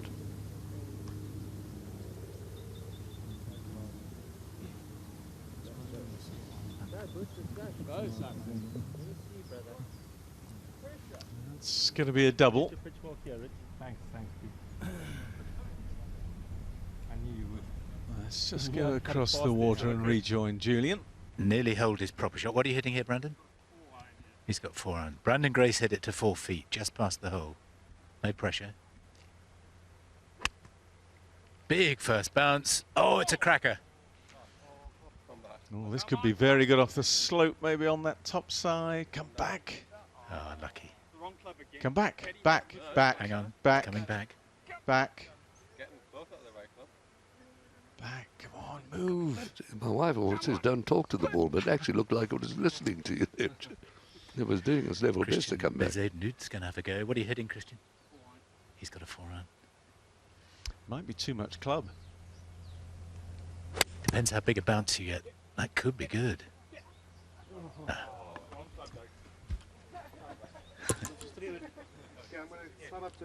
Normally he's more powerful than that, Dean. And Xander Lombard's got a 5-iron. Very powerful young man. Just going to drill it into the water. Oh, he's going for a big hooker. Oh, here we go. This could be good. This could be very good. Come on, back down. Spin down. Spin. Get inside Brandon for the 50 bucks. Spin. I'd take the first ball, Xander. We gotta get a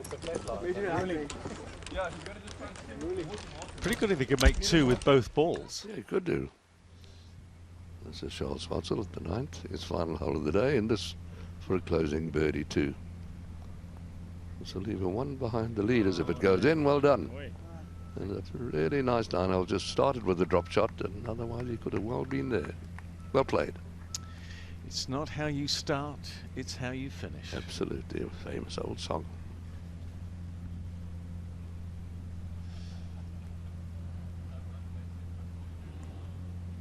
So a drop shot for Sterney. And he also put his tee shot in the water. And he's also hit some very nice shots. And I think both players in fine form going into the championship tomorrow. 1 under for Richard. Well played.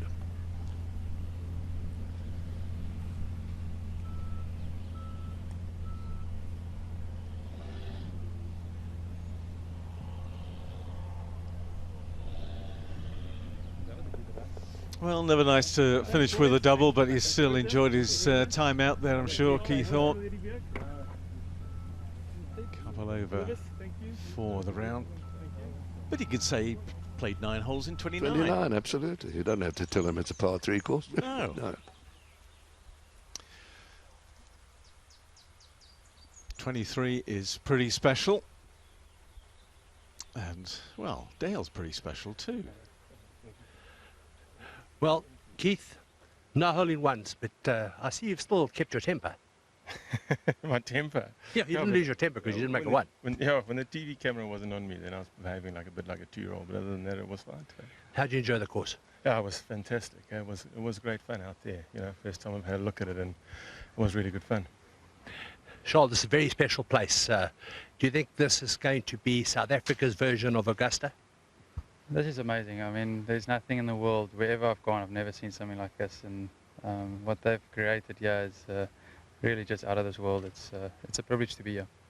Did you ever get paid the $50 that Keith Horn lost you? I'm waiting for it. I think you've got a long wait. But if you do, maybe you can actually give it to Richard, because Richard can use that to pay Tony Johnson, because evidently he's going to pay Tony Johnson for the lesson what Tony's worth, which is nothing. Well, you know, Tony, I'm sure he's going to have something to say about that on radio or TV to about you later.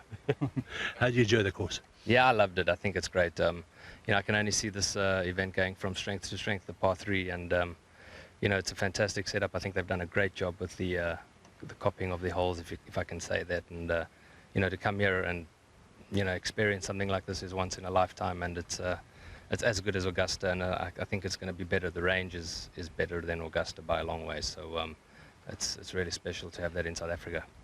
And it seems there is a thought to actually make this into a proper tournament next year. It deserves it. If there's ever a tournament in South Africa deserves it, it will be this. You know, there's no setting like this anywhere in the world that we play. This is just really unique, and it'll be great to see that happen. It was wonderful seeing the 3 of you play. Thank you very much. And it is a totally unique environment. The fact that they have these facilities, this quality of course, Leopard Creek, now they have the 9-hole, and literally across the river you have the game park. Nowhere in the world do you have that. Yeah, they had an elephant worrying them all the way around as they played too today, didn't they? Yep. Well, another 2 for Brandon Stone, and he's really put together a lovely round.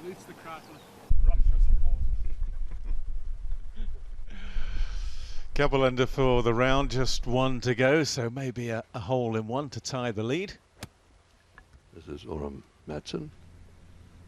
And Mr. Little one for a 2 to tie the lead at the 8th, and now finding the bunker at his final hole. That's a bit of a shame.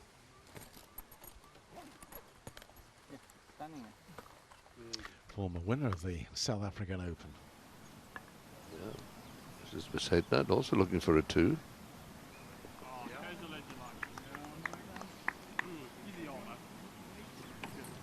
He's moving into his professional career very nicely as Springbok amateur. Super player, wonderfully talented, and I think we can expect quite a lot from Christian. There they go. Like I said, it's warm out there, Warren. I was outside for a little bit. Even the elephant's getting in the shade. Yeah, of course, those ears, they use to really good effect to fan themselves, to keep themselves cool, well into the 30 degrees, the temperature here. So you do want to grab a bit of shade, certainly in the middle of the day. See how brown certain parts of it are. They haven't recovered from the little bit of rain. But Matson and Besuidenhout in, well, a chance for the lead. See if they can get to 4 under, join Ryan and Stryden at the top of that table.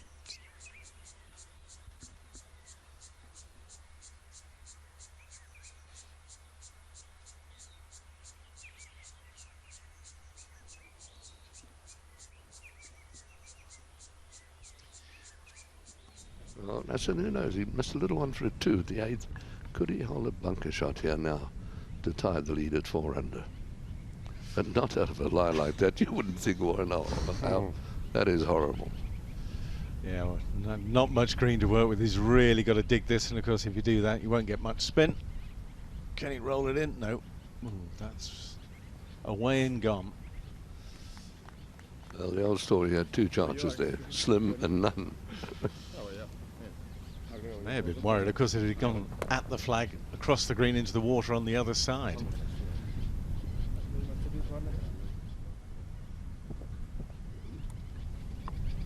It was wonderful when he won the Open at Glen Howard those few years back. His father was with him too, to watch him do it. That's a very special moment. Pablo. Ooh, just took a little bit of a hop just short of the hole.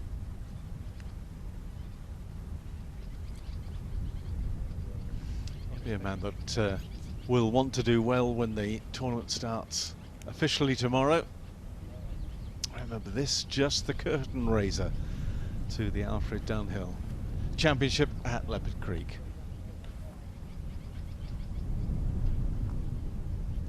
This is Adegwe looking for a 2 at the 9th. Slightly uphill, this one. Come on, turn. Going the other way. I thought he might have made bookends because he started with a 2, had all pars since then, and now he's going to struggle to make a par on the last.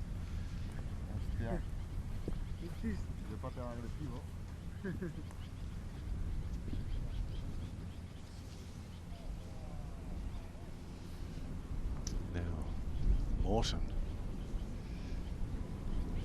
Par birdie, then a couple of pars, then 2 birdies on the bounce, then a further par, so he doesn't want to finish with a bogey. It's been a nice clean sheet up to now.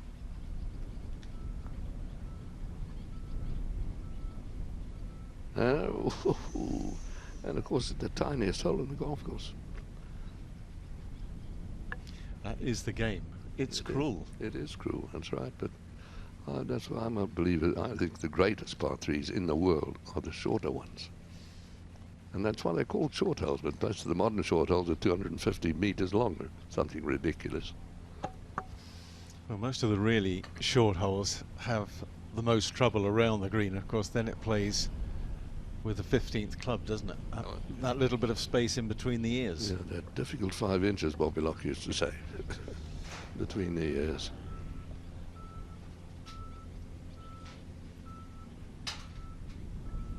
Again, to keep a bogey off the card for his round today. Oh, can't do it.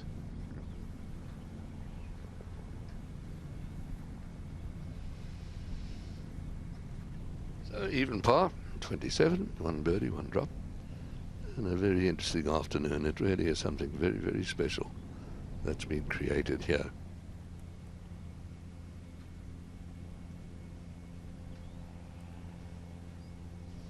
And there's a little bit of prize money up, well, more than a little. £1,000,000 up for grabs.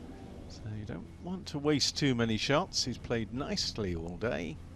Probably think right edge, inside right. Oh, look for too much.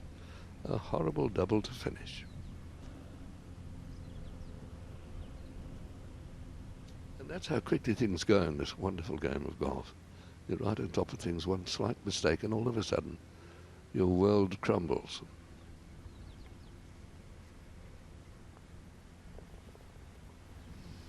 Yeah, that is a shame. 5 to finish. Round in 26, just 1 under, so he slips quite a way down the leaderboard.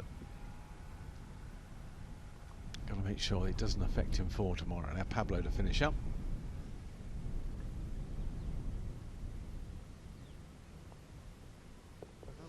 He was the lone man out on one of the wonderful practice tees earlier on today. Looked like Billy no mates, but practicing hard and looked in pretty good fettle. His caddy was pretty good too. He hit some wonderful shots. He's been a great supporter of us.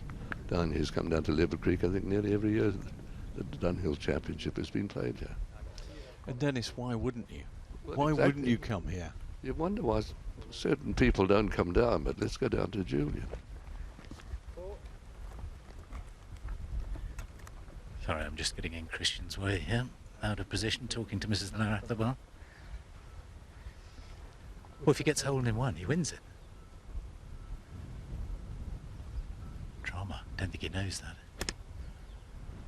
Oh, he's going at the flag too. Terrific shot. Well, they'll have that to tie. Now, Brandon Stone has been doing a running commentary on all the other players. You're supposed to say the winner of 3 posters and a microwave. So I am going to commentate very close. It's at 111, so Brandon's got 1 in 11 metres. It's playing. It's a bit of wind in the face. He's got his 5-iron. Just a little punch 5-iron. Straight at the flag. Oh, terrific again. What was that, wedge? Really nice shots. just a little wedge. Little wedge. You're playing nicely, Brandon. Yeah, it's been good fun. I think Rambo's showing us up a little bit, but well, Rambo being Christian was saying out. Xander, meanwhile, is concentrating hard, Lots of focus. ignoring everybody. Watch this. Oh, it's beautiful. It's a good strike. A touch right, drifting back left. If it's got the legs, it's good, but it doesn't. Oh, it did. That's perfect. Just saying, I'm going for your job. Stick to your day job.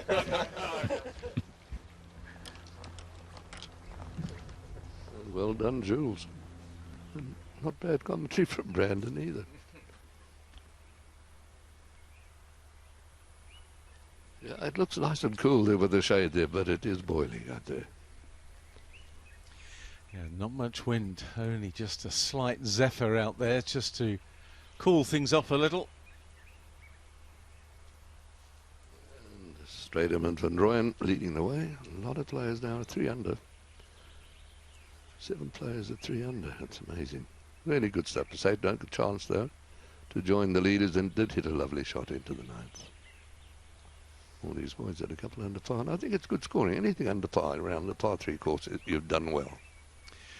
Especially when they've not seen it before. And there's quite a few undulations out there. It's not a flat piece of land. You start off and you're playing uphill, work away to the top of the side, and then you swing down completely around the exterior of the practice range.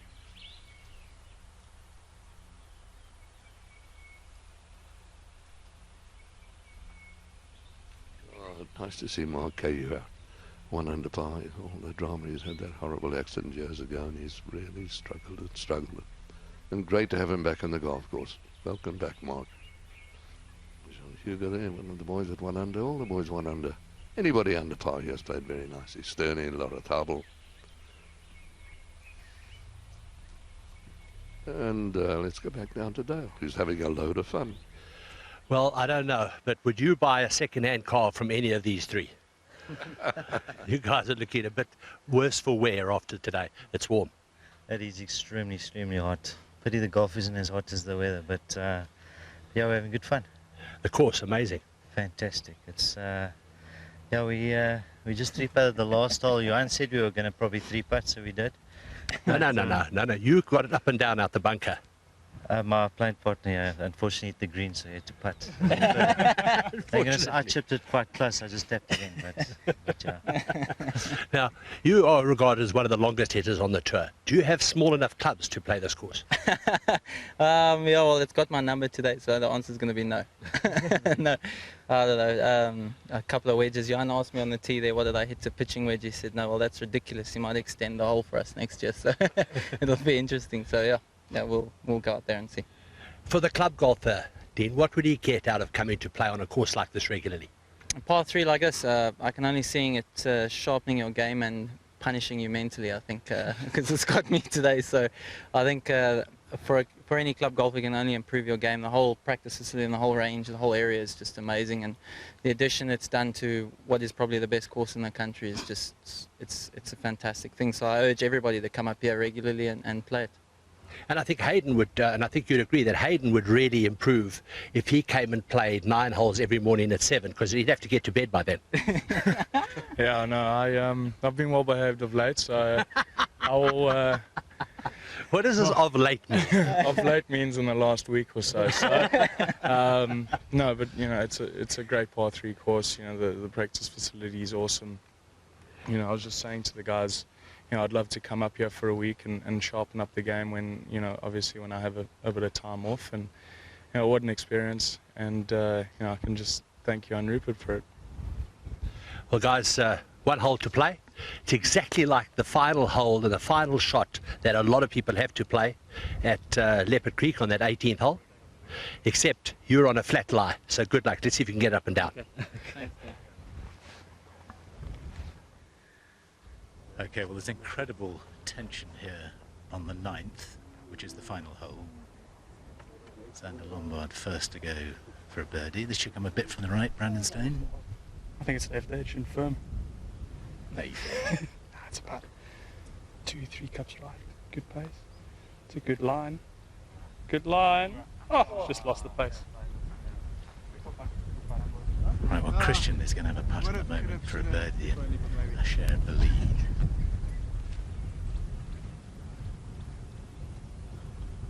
I think there's so much tension involved with his putt that Brandon is going to go first out of turn. Confident with the putting, Brandon? Oh, yeah. Just outside left. Slightly uphill, firm.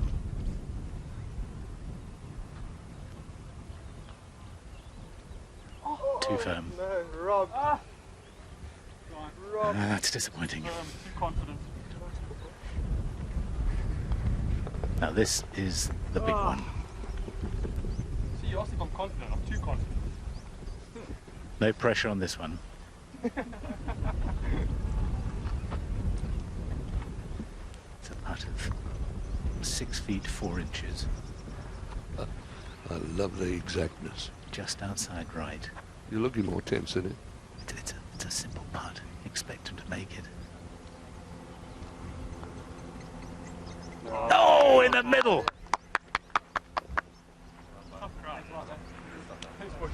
Well played, Christian.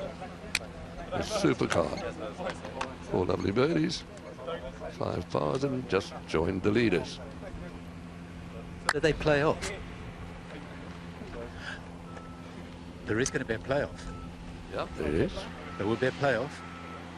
If you stay in the share of the lead, there will be a playoff. So just go and relax, don't get tense, chill out, cool down, plenty of water. Stay nourished. Well, Zuidenhout doing there what Van Rooyen did yesterday, making a 2 on the final hole to join the leaders, 3 at the top of the table. Darren Fickard.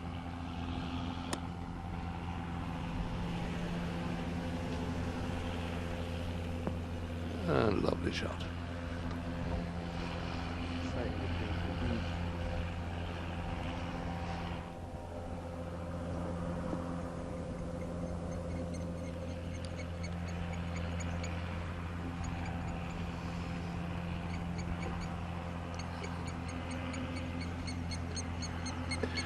Well, Dean Burmester now, as I said earlier, one of the longest hitters on tour. Really a superb player, originally from Zimbabwe, now lives in Bloemfontein in South Africa, with a sand wedge to this pin that's tucked in right in the very back right-hand corner. Yeah, good shot.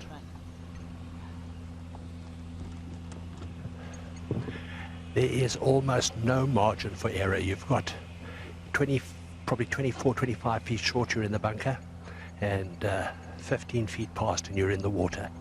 So really, if you're going for the flag, you've got to be spot on.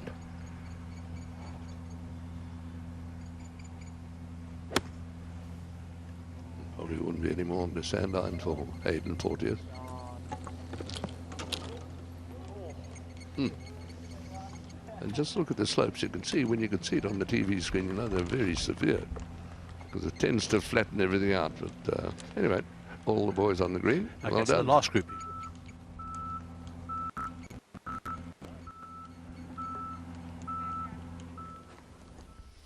Confirmation there, Christian Zuidenhout joining Van Rooyen and Jean-Paul Stryden at the top at 4 under. 1 shot back, Schwartzel, Bordy, Harding, De Jager and Vandenberg. I think looking at the leaderboard, you can safely say there's been a lot of good golf going on. They're just using pitchy clubs for the most part. Nevertheless, you've got to find the greens, they're tiny targets and difficult putting. So I think the golf has been very good. Yeah, and different strains of grass. That Johan Rupert telling us how they're testing out different surfaces so they can bring that to the course. So that also makes a difference. Greens running at different paces. It frightened me a bit. You said it was going to have to lengthen certain holes because the ball would run a little more with the new greens. It's a pretty long way around anyway at Lifford Creek, but it's going to be very interesting, I'm sure. Something brilliant will appear.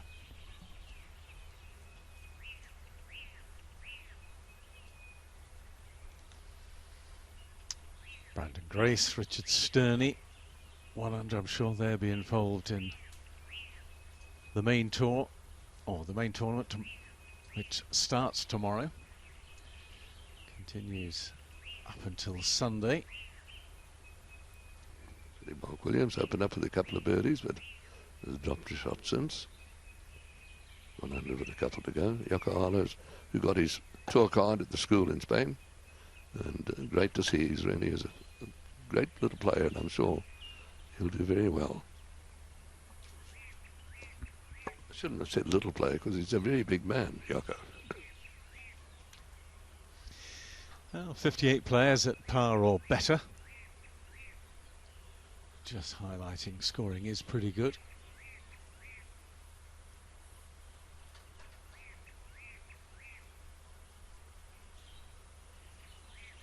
One or two players further down the list, starting to get to players who are over par for the 9 holes. A little bit surprised to see Thomas Aiken at 1 over. Me too.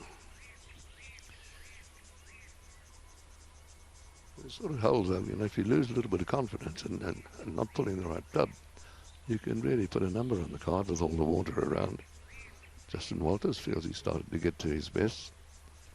Yes, a man I'd like to see do well this week is finished at a couple over. Michael Hoey, man who lost his card, unfortunately, at the end of last season. 5-time winner on the tour, and love to see him bounce back. Maybe if he could win the tournament here, regain his card, that would be excellent. Yeah, it's amazing. He's such an aggressive player, McIlroy, too, and wonderful to watch him when he's going. And Brainers, 30, Peter Kruger, Jacques Kruijswijk there. I think he won last week down in the Lion of Africa, Cape Town Open.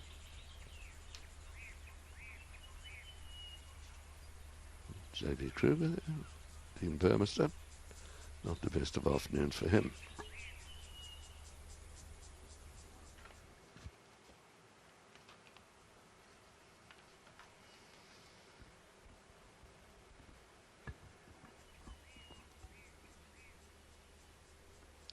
But he's just clearing the way, tapping in for his par, round in 28.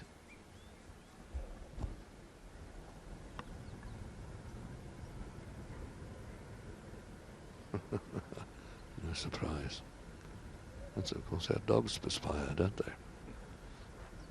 Swickart looking for a 2 to finish off with and finding it. Here's a birdie machine.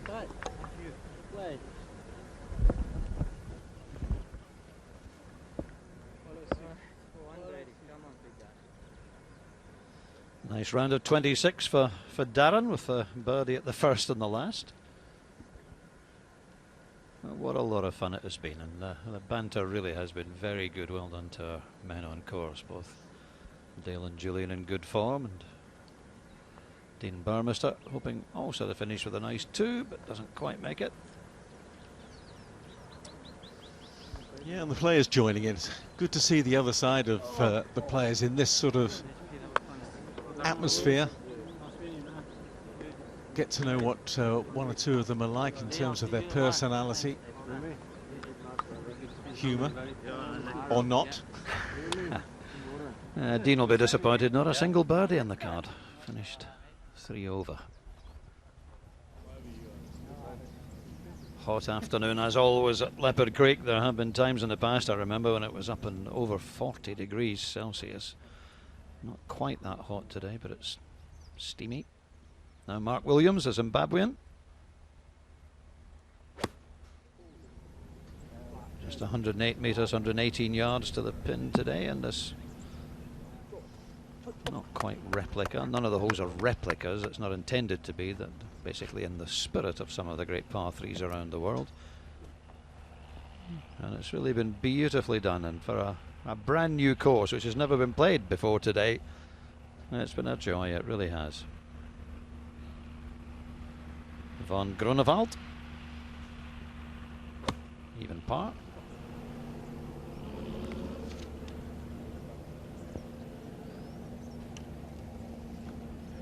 I hope that's in sand. I think it was. Stopped it going in the water.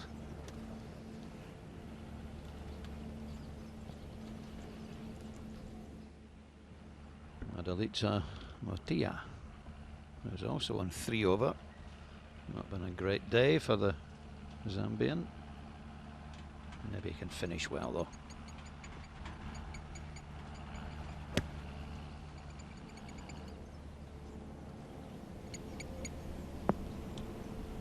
Maybe he can. Yeah, lovely shot.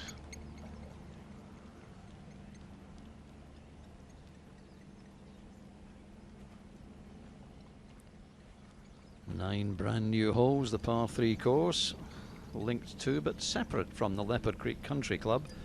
The idea being that anyone can come and use the practice facilities and come and play the par 3 course, and all the money will go into junior golf here in South Africa. Fantastic gesture from Johan, and once again another magnificent Dylan Lewis sculpture, which will be the trophy for our par 3 challenge winner. Because on the Leopard Creek course you have one of those statues on each of the holes highlighting them. It's very unusual, beautiful, beautifully made. And as we look down over the Leopard Creek, the main course, over the Crocodile River, it's well named. And the joy of looking down from our high cameras, that you never quite know who you're going to see down for a drink at the Crocodile River, and plenty of elephant around. It's quite a rare spot though if you get a leopard. That really does make your day if you're going into the park and you manage to catch a glimpse of one of the cats. There's Vota. How are you up there, buddy? He's the man that gets us all those fantastic pictures over the course and over the park. Yeah, it's always the hardest of the big five to see, Warren, isn't it? Leopard. If you see leopard, you've done it. The very first time I ever went into the park, 10, 12 years ago, I saw leopard. I think I've maybe seen one twice since. It's just your luck. You never. It's not Disney World. You just don't know what you're going to see. It's wonderful. Which is the charm and which is the beauty of the place. And it's the fact that you're in their environment. And it's quite nice. If you get the opportunity, you can go with special walks. You can go in there with wardens. And when you're walking around in their office, you suddenly realise it's a very special place indeed. Yes, I remember the first time you and I did that. We went out, walk in single file, keep very quiet. But don't worry about the animals because they'll hear you long before you see them and they'll scuttle off into the bush. And I so badly wanted to believe that. Yes, it's when they heard that low guttural, drawl that the lions were making. We said, and the warden said, "Oh no, that's lion over there." So I assumed that we would be walking the opposite direction. He said, "No, let's go and find them." This one I can't even see the ball. In the hope that they were very well fed lions. No, it's a magnificent experience, and if you ever do get the chance to come to South Africa, go into one of the game reserves and see these magnificent animals in the natural setting, it's something you'll remember for the rest of your life, I promise you.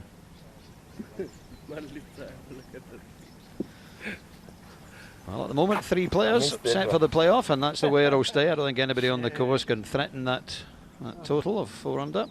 Eric van Rooyen, Jean-Paul Stradum and Christian Bezuidenhout. Oh, yeah.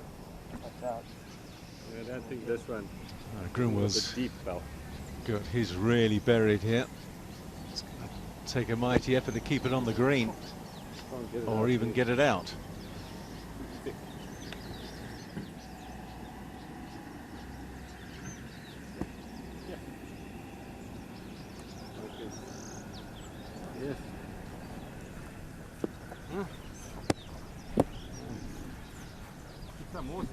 Unfortunately, he's going to finish over par. He was at even before this. Ninth hole. Sorry? I'll just get out your way. And I'm done.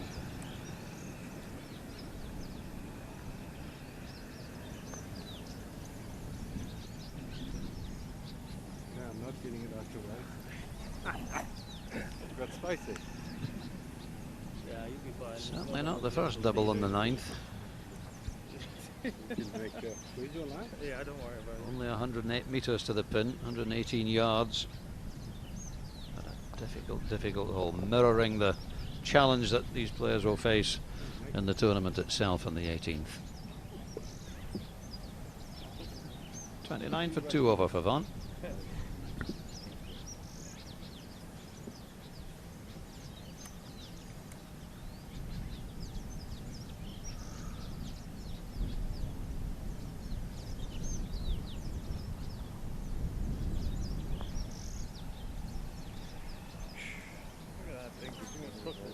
No luck for Mattia either.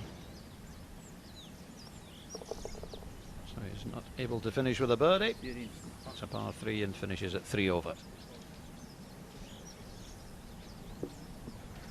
Just the one birdie on the card at the 5th, the shortest, the one which is in the spirit of the famous postage stamp at Royal Troon.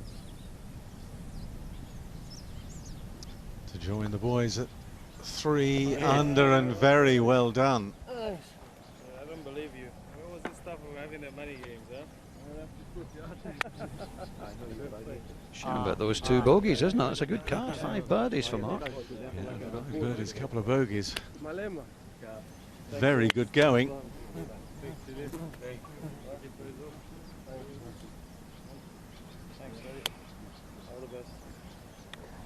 So we're going to have a 3-man playoff for the inaugural Leopard Creek Par 3 Challenge. That'll be getting underway shortly, but let's just look back over some of the highlights. This was Eric van Rooyen on his way to that playoff.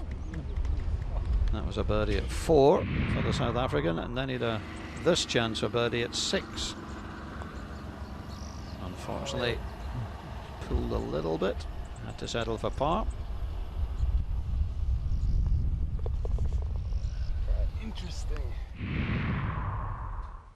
And then on the 9th, that hole which has caused so much trouble, nice tee shot into the heart of the green, and bang, in for birdie. 23, 4 under par for the man who lies at 31 on the Sunshine Tour Order of Merit. Van Strijden had 3 birdies by the time he came to the 8th hole, and well, almost playing the hole like a member, using the contours to very good effect, bringing it all the way back down to that flag. And he was able to tap that in to get to 4 under.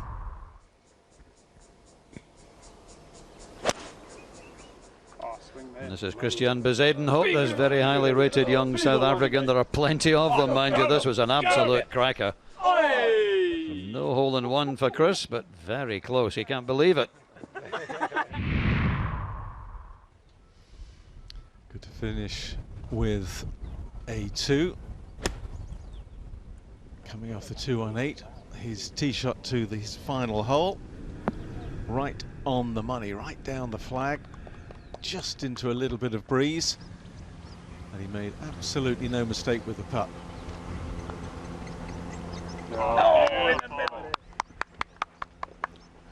Christian Bezuidenhout, in common with the other 2 in the playoff, didn't drop a shot. All 3 made 4 birdies in their rounds of 23, 4 under par for the new par 3 course here at Leopard Creek. And now it's a sudden death playoff beginning at the 7th. The Island Green, the one inspired by the 17th at Sawgrass. So I think the only thing we can say with certainty is that we're going to see a South African champion in the first ever par 3 challenge.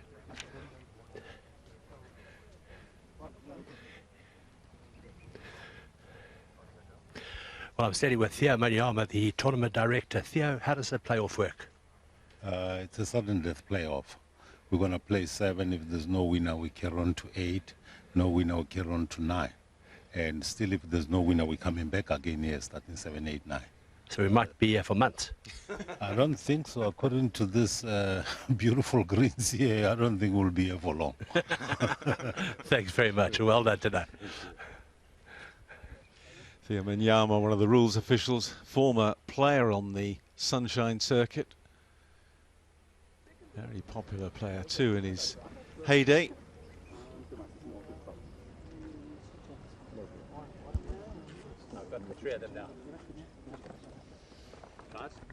As a man too, Theo has officiated at as a rules official at all the major championships. Well, guys, the first ever Alfred Dunhill Par 3 Championship, and you guys are tied for first. Sudden death playoff between the 3 of you. I'm sure this is a lot more than you expected, and I'm sure the prize money and the opportunity to win some money was unexpected as well.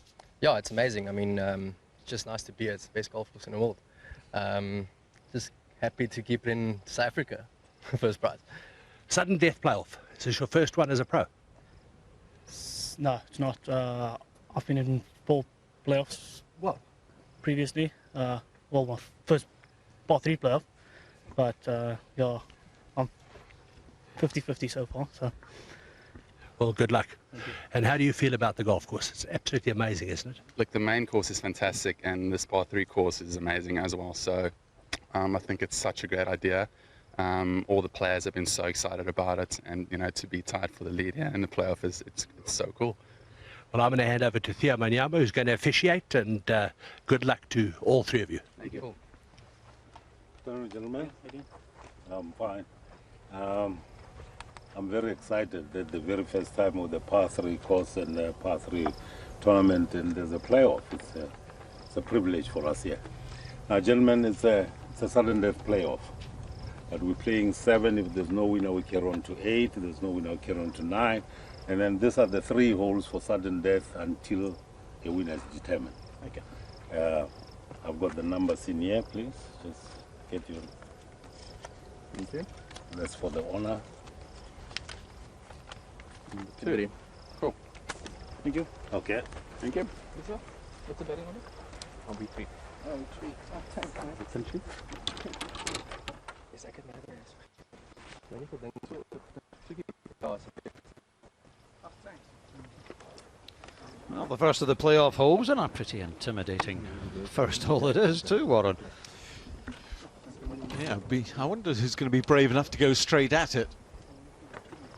Not sure in which order I would want to go at on a hole like this. Is it better to go first or is it better to go last? I always prefer to go last. So many players like to go first. Aye, it's better to go last if the other two put their tee shots in the water. Yeah. Well, the shot has to be about 20 feet left of the flag and try and catch that slope. And if you miss it left, it's not the end of the world. If you push it a little bit, it's going to be straight at the flag. Yeah, let's go. Christian has the advantage of having played it very recently. JP's been out practicing today, played on the main course.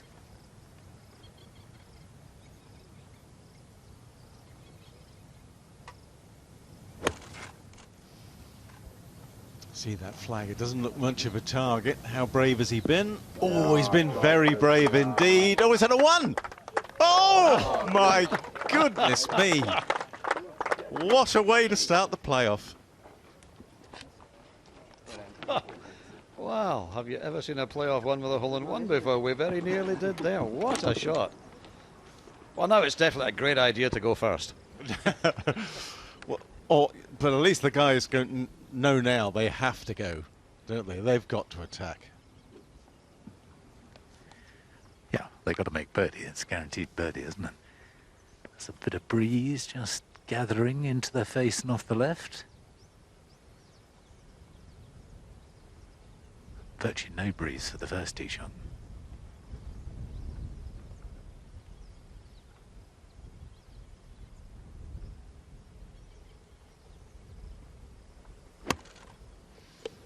Great time to make a 1 now.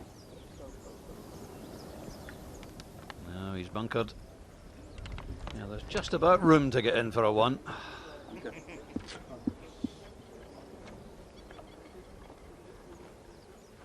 Well, it's a reasonably difficult up and down from that bunker, let alone having to hold it.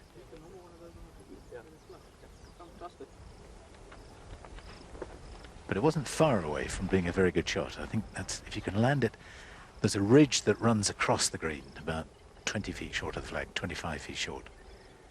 If you hit the top of that and just left of the flag, it'll feed down. Oh, that's in the water. It's looking as if it's going to be a very short playoff. What a tee shot from Christian Bezuidenhout, the young South African, who's going to tap in for birdie.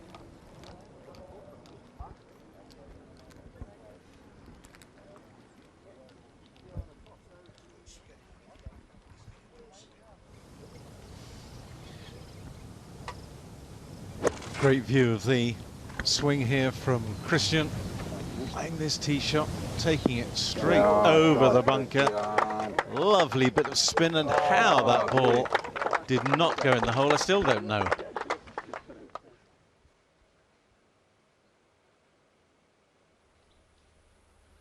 It just looked in all the way, didn't it? Marvellous, marvellous shot from Bezuidenhout. He's had a good year in the Sunshine Tour. He's currently lying 5th in the order of merit. He won the Fish River Sun Challenge. He was 2nd in the South African Open behind Brandon Stone right back at the beginning of the year. Also 2nd just a couple of weeks ago in the Vodafone Origins finals. So he's a player that our friends here in South Africa, including Hutchie and Dale, have been telling us for a couple of years is going to be a really good player. And he's looking very good to be the first winner of the Alfred Dunhill Par 3 Challenge.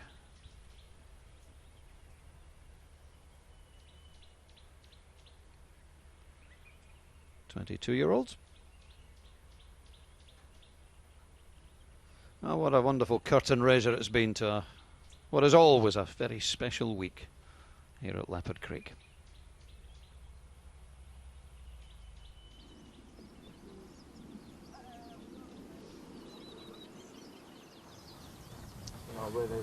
There is the 7th green, playing 136 metres. Christian hitting at 135.999. Yes,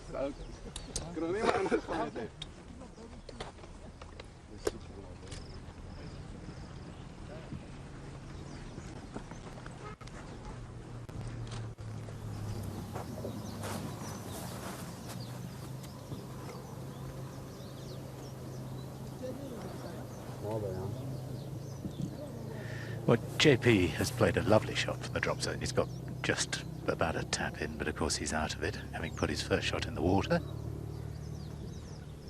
It's going to be a 4 at best. So now it's a question of whether Eric Van Rooyen can hold his bunker shot. And it's actually got a pretty good lie in the bunker. We saw Darren Clark in here earlier on a bit of a downhill lie. This is a flat lie, ball lying well. So he's just got to pick the spot which he's looking at now, where it's to land it just out of the bunker on the downslope, and then it'll trickle down slightly left-right down the hill. It's super quick down there though, isn't it? Yeah, I mean, according to Darren, it's not as quick as it would be if you were actually at Sawgrass, but it's quick enough. I mean, it is possible if he gets it absolutely right. If it doesn't go in, game over.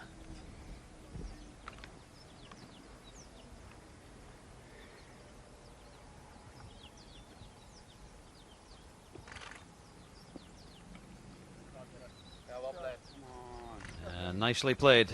Good bunker shot, but it's not going to be good enough for Eric Van Rooyen. And it is that lovely feeling, just the formality of a tap-in putt to be a winner.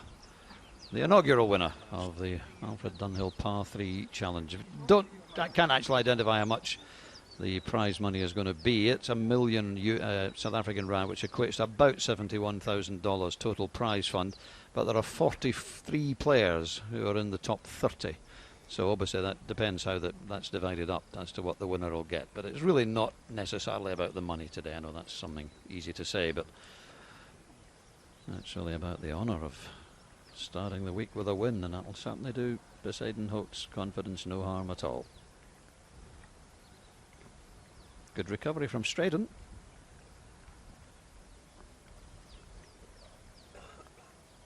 Does well to get away with a bogey.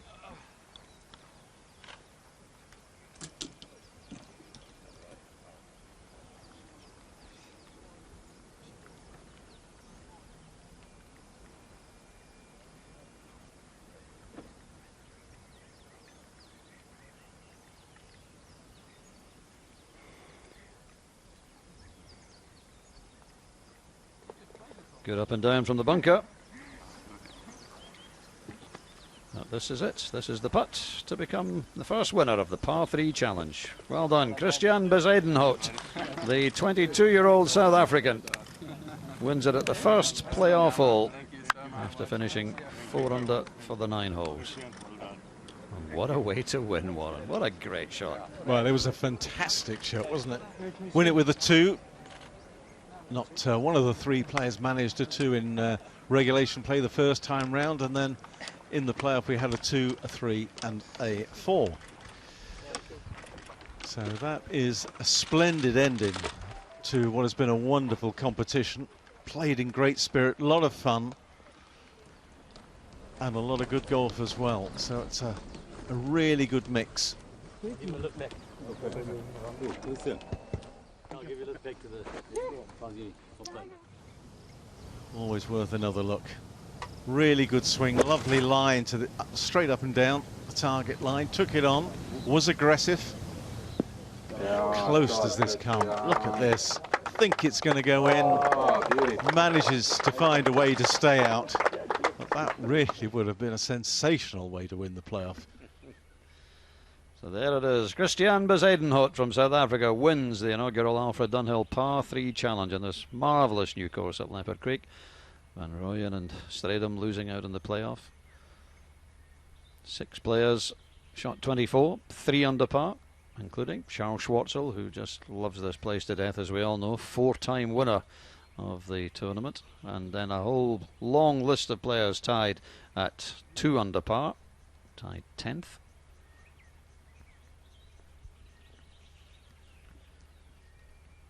And 1 under, tied 25th, and that went all the way down to 43rd place. And as we mentioned earlier, that's good to see that Mark Keyu of Zimbabwe, 6 years after the horrific car accident that looked as if it might have ended his life, never mind his career. Great to see him back playing, and he was under par today. Well done, Mark.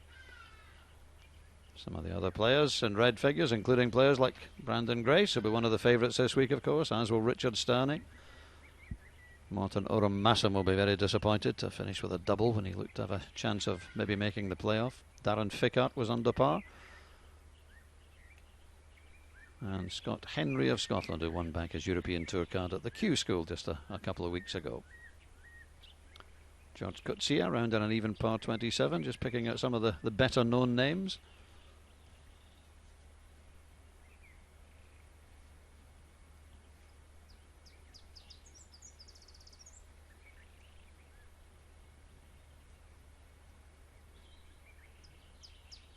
Thomas Aiken, 1 over 28. Graham Storm also 1 over 28.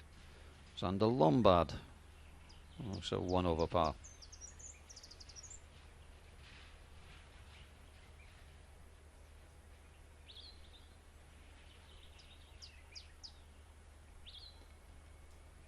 Hayden Porteous and Justin Walters both 1 over. Jeff Venter of Denmark 1 over.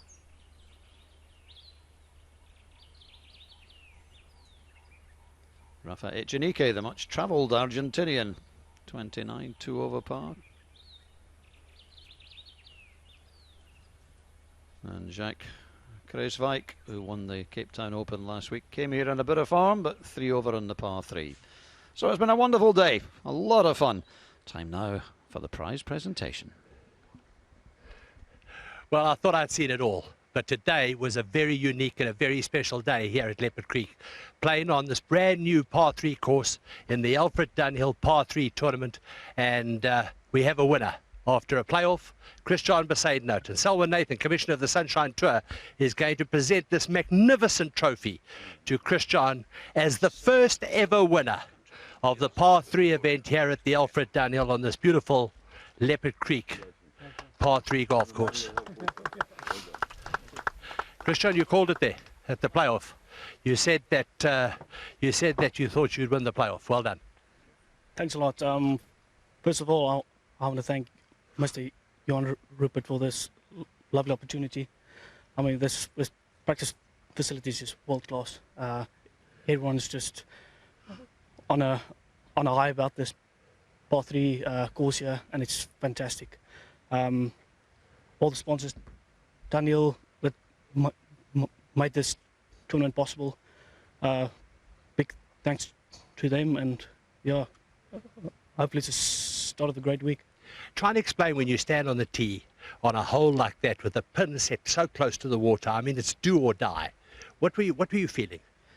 Yeah, I mean, I played it 20 minutes ago. So it was the exact same wind, exact same iron. My caddy just said, just aim it a little bit closer to the flag, and it just came out perfectly. Congratulations. First ever champion. Well done. Congratulations. Very deserving win. And as Christian says, it's a wonderful way to start the week. And beautiful Dylan Lewis sculpture as the prize for winning the first ever par 3 challenge. 22-year-old from the Silver Lakes Country Club in Pretoria, and a young man with a great future ahead of him. Almost won the South African Open back at the beginning of the year. He's already won the Fish River Sun Challenge and the Sunshine Tour. A marvellous, marvellous tee shot on the first playoff hole. Very nearly knocked it in for a 1. In the end, the tap-in birdie was good enough.